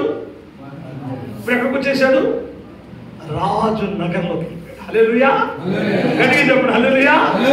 ఇప్పుడు దాకా వాకిట్లో ఉండేవాడు, వాకిట్లో నేను పొందుకుంటున్నాడు. ఇప్పుడు ఎక్కడికి వెళ్ళిపోయాడు? 5వ స్టెప్లో వచ్చేవాడికే రాజ నగరంలోకి వెళ్ళిపోయాడు. హల్లెలూయా. దేవుని బిడ్డలా నేను మీతో జ్ఞాపకం చేస్తున్నాను. దేవుడితో మనం బ్రతకాల్సినట్టుగా బ్రతికితే దేవుడు అంచెలంచెలుగా మెట్లుగా తీసుకుని పైన కూర్చోబెట్టేస్తాడు ఆయన. బయట ఉన్నవాడికి ఊరేగింపు, చెప్పండి. బయట ఉన్నవాడికి ఊరేగింపు, బయట ఉన్నవాడికి ఉంగరము, బయట ఉన్నవాడికి అధికారము, బయట వాడికి ఇంటి మీద పెత్తనము, బయట ఉన్నవాడికి వాడిని చూస్తే భయం. ఇప్పుడు ఎక్కడికి వచ్చేసాడు మొర్దెకై? ఇప్పుడు మొర్దెకై ఎక్కడికి వచ్చేసాడమ్మా? రాజ నగరంలోకి వచ్చేసాడు. హల్లెలూయా. ఎంత గొప్ప ఆధిక్యతో మీరు అర్థం చేసుకోవచ్చు. ఎక్కడో పనికి మాలోడని పిలువబడుతున్న వాడు, లెక్కలేని వాడు, గౌరవం లేని వాడు, స్థానం లేని వాడు, గుర్తింపు లేనిగా ఉన్నవాడు తీసుకొచ్చి దేవుడు ఎక్కడెక్కడ పెట్టేస్తాడు. ఎక్కడెక్కడ నిలబెట్టేస్తారో మనకు అర్థం కాదు. నేను ఆశ్చర్యపోతున్నప్పుడు ఏం తప్ప నేనేం తప్ప ఎక్కడెక్కడ ఉన్నవి తప్ప అనిపిస్తాయి. మీకు మనం చెప్పిపోయినా చెప్పాను కదా, నేను అస్సాం రాష్ట్రానికి పోతాను చెప్పాను. నేను 85వ సంవత్సరంలో హిందీ చదివాను. 85వ సంవత్సరంలో 10th క్లాస్ హిందీ ఎగ్జామ్ రాశాను. దాని తర్వాత మళ్ళీ హిందీ రాయలే. ఎప్పుడు రాయలే? 85 తర్వాత హిందీ రాయలే. ఇంకా నేను చదువుతుంటాను, మాట్లాడుతుంటాను. కానీ 5 రోజులు అస్సాం రాష్ట్రానికి వెళ్ళాను. అస్సాం రాష్ట్రానికి వెళ్తే అక్కడ 5 రోజులు హిందీలో మాట్లాడాను. ఎన్ని రోజులు చెప్పాలి? ఒక పుస్తకం మా బైబిల్ గారి పుస్తకాన్ని నేను సురేష్ కలిపి 5లో నేను పుస్తకాన్ని పూర్తి చేస్తే ఆయన పుస్తకాన్ని పూర్తి చేసి. హల్లెలూయా. నేను ఎప్పుడు ఇంగ్లీష్లో ప్రసంగం చేయలే. 3 సంఘాలు ఇంగ్లీష్లో ప్రసంగం చేసేసాను. హల్లెలూయా. ఏం చేస్తాడు దేవుడు? ఎక్కడ కూర్చోబెడతాడు? విమానం ఇప్పుడు ఎక్కలా, విమానం ఎక్కలా. నేను మొదటిసారి విమానం కూడా ఎక్కేసా. నేను ఎందుకు ఈ మాట చెప్తున్నానంటే, మనం కొద్దిగా కనబడుతుండొచ్చు, ప్రజల ముందులో నీచంగా కనబడుతుండొచ్చు, మన స్థానం ఎక్కడో కనబడుతుండొచ్చు, కానీ దేవుడు అక్కడ పెట్టే దేవుడు కాదు. మనం ఎక్కడ పెట్టే దేవుడు? వాళ్ళు చూస్తూనే ఉంటారు, వాళ్ళు గమనిస్తూనే ఉంటారు. నువ్వు దేవుడితో జీవించే కొద్ది, నడిచే కొద్ది దేవుడు అంచెలంచెలుగా తీసుకుపోయి ఎక్కడ పెట్టాడు? ఇప్పుడు రాజ అంతఃపురంలో దేవుడు తీసుకెళ్ళాడు. హల్లెలూయా. 6-7 మాట త్వరగా ముగించేద్దాం. చూడండి 6వ మాట చూద్దాం. 10వ అధ్యాయం 2వ వచనం. 10వ అధ్యాయం 2వ వచనం. మొర్దెకై యొక్క బలమును గూర్చి అతను సామర్థ్యము చేత చేసిన కార్యమును గూర్చి రాజు అతని గణపరిచిన విషయము సంగతిని గూర్చి మాదీయుల యొక్కయు పారసీకుల యొక్కయు రాజ్య సమాచార గ్రంథమందు రాయబడింది. హల్లెలూయా చెప్పండి గట్టిగా. 6వ మాట చెప్తున్నా. మీకు చెప్తానంటే మనకు బైబిల్లో చదివితే రాజుల చరిత్ర ఉంటుంది. రాజుల చరిత్రలో యూదా రాజులని, ఇశ్రాయేల్ రాజులని 2 రాజులు ఉంటారు. దేవుని బిడ్డలు చెప్పండి. యూదా రాజుల చరిత్రని, ఇశ్రాయేల్ రాజు చరిత్ర ఉంటుంది. ఒక రాజు ఎప్పుడు రాజ్యానికి వచ్చాడు, ఎన్ని సంవత్సరాలు రాజ్యం చేశాడు, ఎన్ని సంవత్సరాలు చచ్చిపోయినాడు, ఆయన చేసిన యుద్ధాలు ఏంటి, ఆయన సాధించిన విజయాలు ఏంటని ఒక రాజు చచ్చిపోయే ముందు ఆయన చరిత్ర అంతా రాస్తారు. ఏం రాస్తారు? ఎప్పుడు రాస్తారు? ఆయన చనిపోయే ముందు. ఇప్పుడు దావీదు రాజు అనుకో, దావీదు రాజు 40 సంవత్సరాలు రాజ్యానికి వచ్చాడు, 40 సంవత్సరాలు పరిపాలన చేశాడు, యుద్ధాలు చేశాడు, రాజ్యాలు గెలిచాడు, అట చేశాడు, ఇట పని చేశాడు అని రాస్తాడు అన్నమాట. ఎప్పుడు రాస్తాడు? ఆయన చరిత్రను పూర్తి చేసేప్పుడు రాస్తాడు. ఎవరికి రాస్తారు అన్నమాట? యూదా రాజుల గురించి, ఇశ్రాయేల్ రాజుల గురించి. వీళ్ళు ఏ దేశంలో ఉన్నారు తెలుసా? మాది పారసీక దేశంలో ఉన్నారు. అంటే అన్యుల దేశంలో ఉన్నారు, బానిసలుగా ఉన్నారు, వాళ్ళు చెరపట్టబడిపోయారు, వాళ్ళు ఇశ్రాయేలు యూదులు. ఈయన యూదుడు చెరపట్టబడిపోయి వాకిట్లో పడి ఉంటే రాణి ఇస్తేనమైంది, ఆయన కూతురుగా ఉన్న రాస్తారమ్మా. ఈయన దేవుడు ఆశీర్వదించాడు. ఈయన గురించి ఎవరి గురించి అంట? రాజుల గురించి రాసినట్టుగా, ఒక గొప్ప వ్యక్తి గురించి రాసినట్టుగా ఒక మొర్దుకై ఎక్కడుండేవాడు? మనం చెప్పండి, ఎక్కడుండేవాడు? వాకిట్లో పడినవాడి గురించి ఎక్కడ రాశారంట? అన్య దేశ రాజుల యొక్క చరిత్ర గ్రంథంలో ఒక రాజు కోసం రాసినట్టుగా ఆయన చేసిన కార్యముల గురించి, ఆయన సామర్థ్యముల గురించి, ఆయన పరిపాలన గురించి, ఆయన బలముల గురించి, ఆయన దేవుడు రాజు ఆయన గణపరిచిన దాని గురించి ఎక్కడ రాశారంట? ఎక్కడ రాశారు చరిత్ర? ఎక్కడ రాశారు చరిత్ర? ఏ రాజుల చరిత్ర అది? ఇశ్రాయేల్ రాజుల చరిత్ర రాయలే, యూదా రాజుల చరిత్ర రాయలే.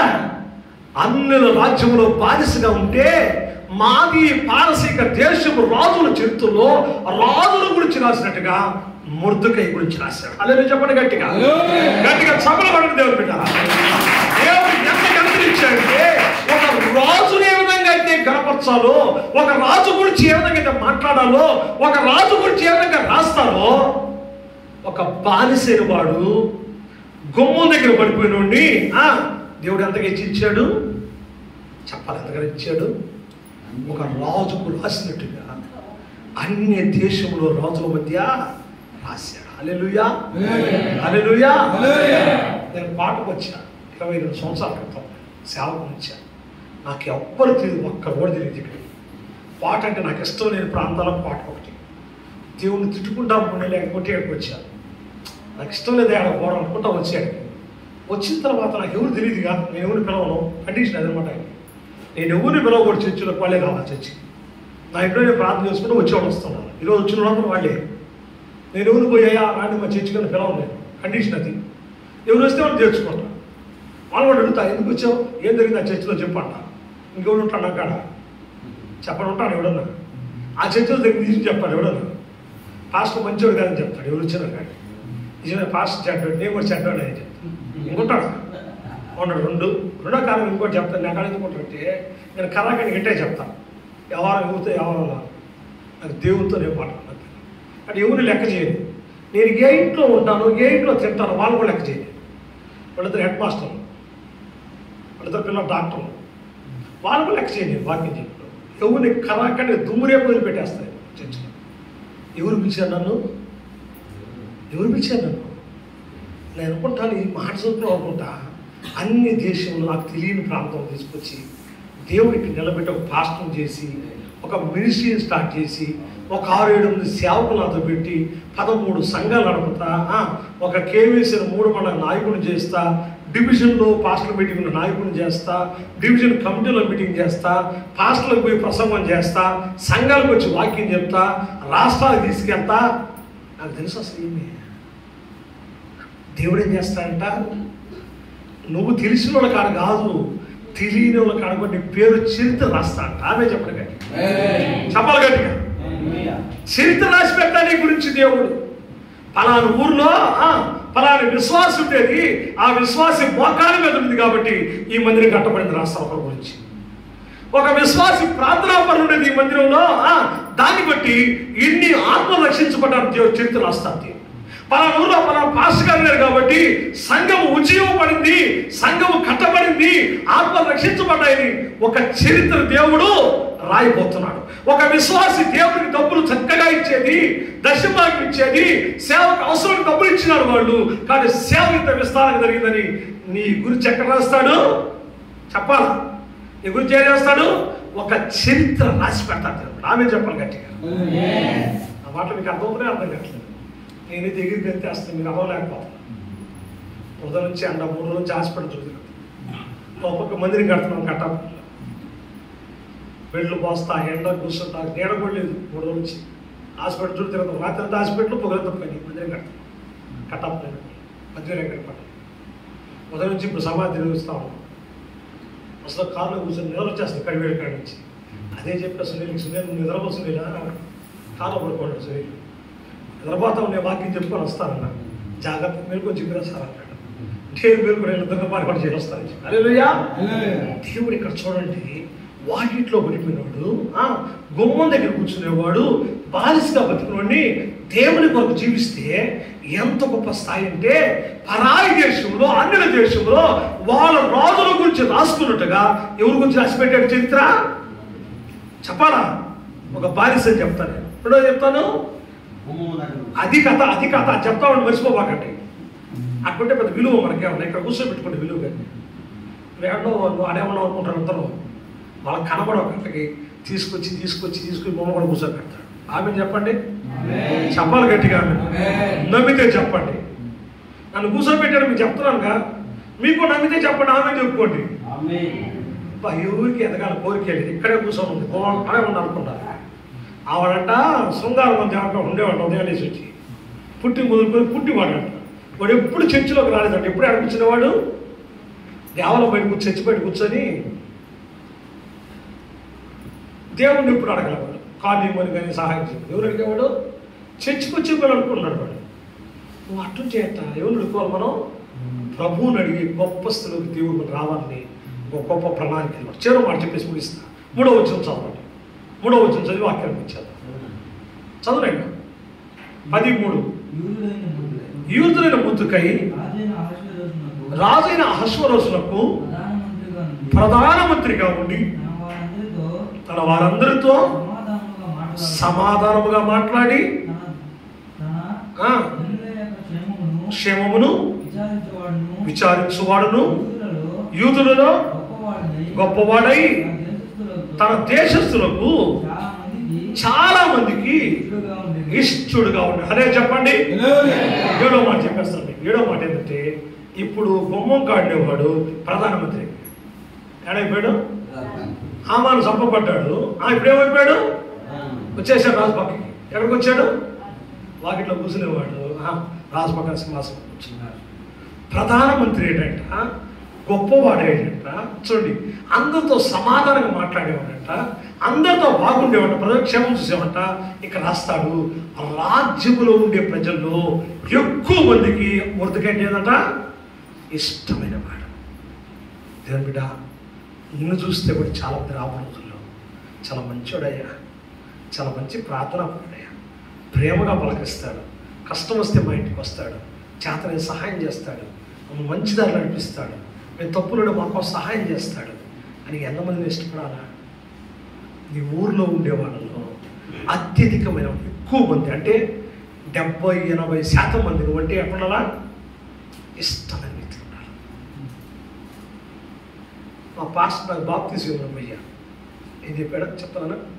పాస్టర్ గారు బాప్తీసం ఇవ్వమని పోయా. బాప్తీసం ఇవ్వమని పోతే ఇస్తానా సార్ అన్నాడు.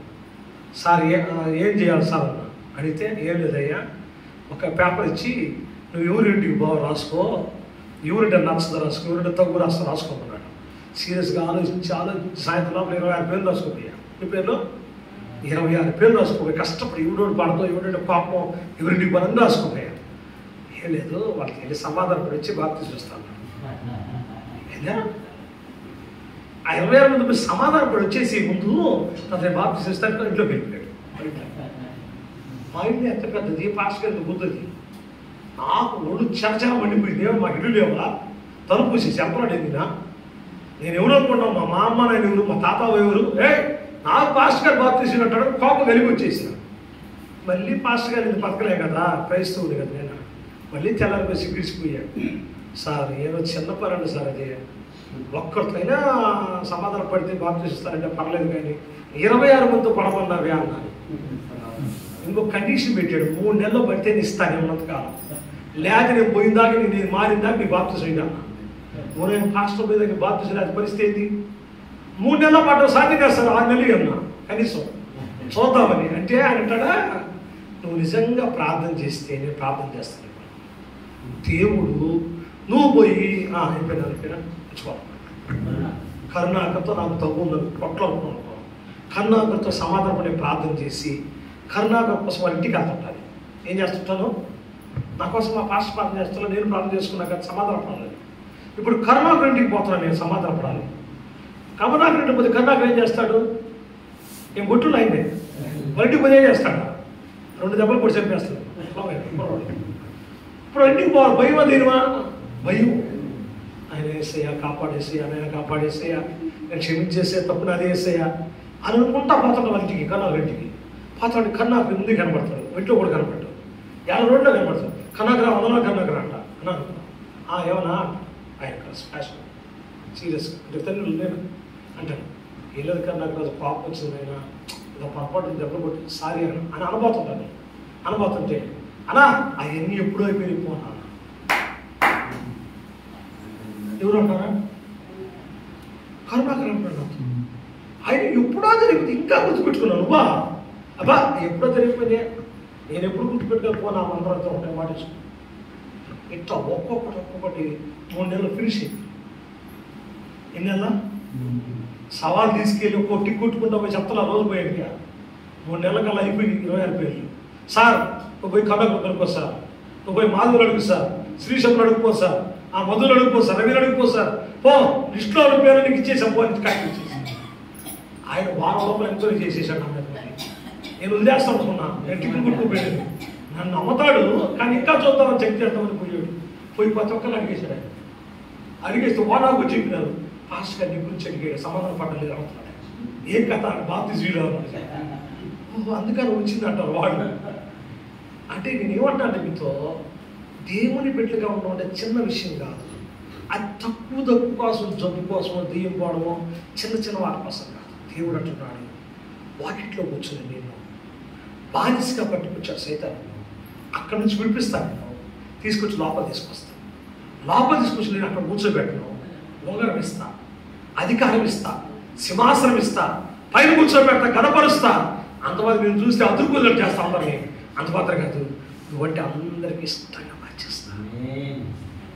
హల్లెలూయా హల్లెలూయా. అవదామంటారా వద్దంటారా? నువ్వు చెప్పిన పని నేను చేయలేను అంటవా? నేను చేయగలి నువ్వు ఎందుకు చేయలేవు? చెయ్యాలి నీకుంటే చేయగలి, చేయలేకపోతే పన్నంటికి పన్నట్టే మాట్లాడంటే. ఈరోజుకి దేవుడు మహాకృపల మనిషి ఎవరిని శత్రువుగా పెట్టుకోవాలి. తిట్టినోడిని, కొట్టినోడిని, బూతులు అడిగినోడిని, సేవాపరిచలు ఆటంకపరిచినోడిని మార్కండ గారు నా గురించి అంతా చెడ్డగా చెప్పాడు ఊరంతా. నేను ఎవరికి తిరిగి బయటికి రానుగా నా గురించి అంతగా చెడ్డగా చెప్పేశాడు మార్కండ నా ప్రాంతం అంతా. సరే పెద్ద మనం ఏమంటామండి, ఆయన అనుభవపూర్లు 34 సంవత్సరాలు సేవపడి ఇక్కడ నేను ఎవరికి తిరిగి నా గురించి చెడ్డగా చెప్పి అర్థం పరచుకోవాలి. పాస్టర్ చెప్పి పోయినా పోతే నా పేరు ఏమైంది సమాధానం చెప్తారు పాస్టర్ గారు ప్రశ్నకి. అందరూ పోయినట్టు నీ పేరు ఏంటంటే పేరు ఆశా పాస్టర్ నువ్వా?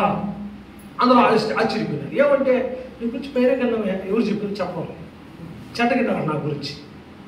నేను మాట చెప్పి ఏమన్నా తెలుసా మాట ఆ చెప్పిన ఆయనకి నా 2 వందనాలు. ఏమన్నాను? నా గురించి చెడ్డగా చెప్పాడే ఆయన, నేను వచ్చి నా పేరు మీకు చెప్పుకుంటూ తిరిగానా? కానీ నా గురించి నన్ను చెడ్డగా అయినా చెప్పాడుగా, నా పేరు మీకు తెలిసిపోయిందిగా, నేను చెప్పుకునే లేకుండా నా పేరు మీకు తెలిసింది కాబట్టి ఆయన దేవుడు దీవించును కాక. ఈరోజు ఆయన తగ్గు పెట్టుకోలేదు, ఇట్లా చెప్పేమంటే అడగల నేను. ఆయన ఆఖరికి ఆయన సమాధి నేనే చేశాను.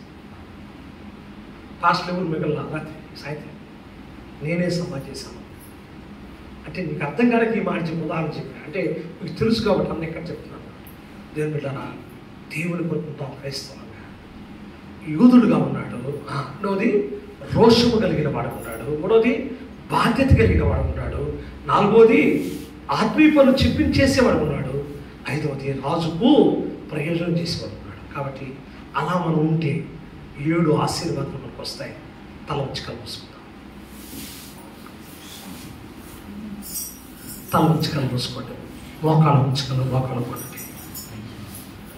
మోకాలు ఉండగలిగితే ఉండండి, బలవంతంగా మీకు ఆరోగ్యం బాగుంది, కాళ్ళు బాగుంది అన్నవాళ్ళు మాత్రం మోకాలు కళ్ళు మూసుకోండి, కళ్ళు కూడా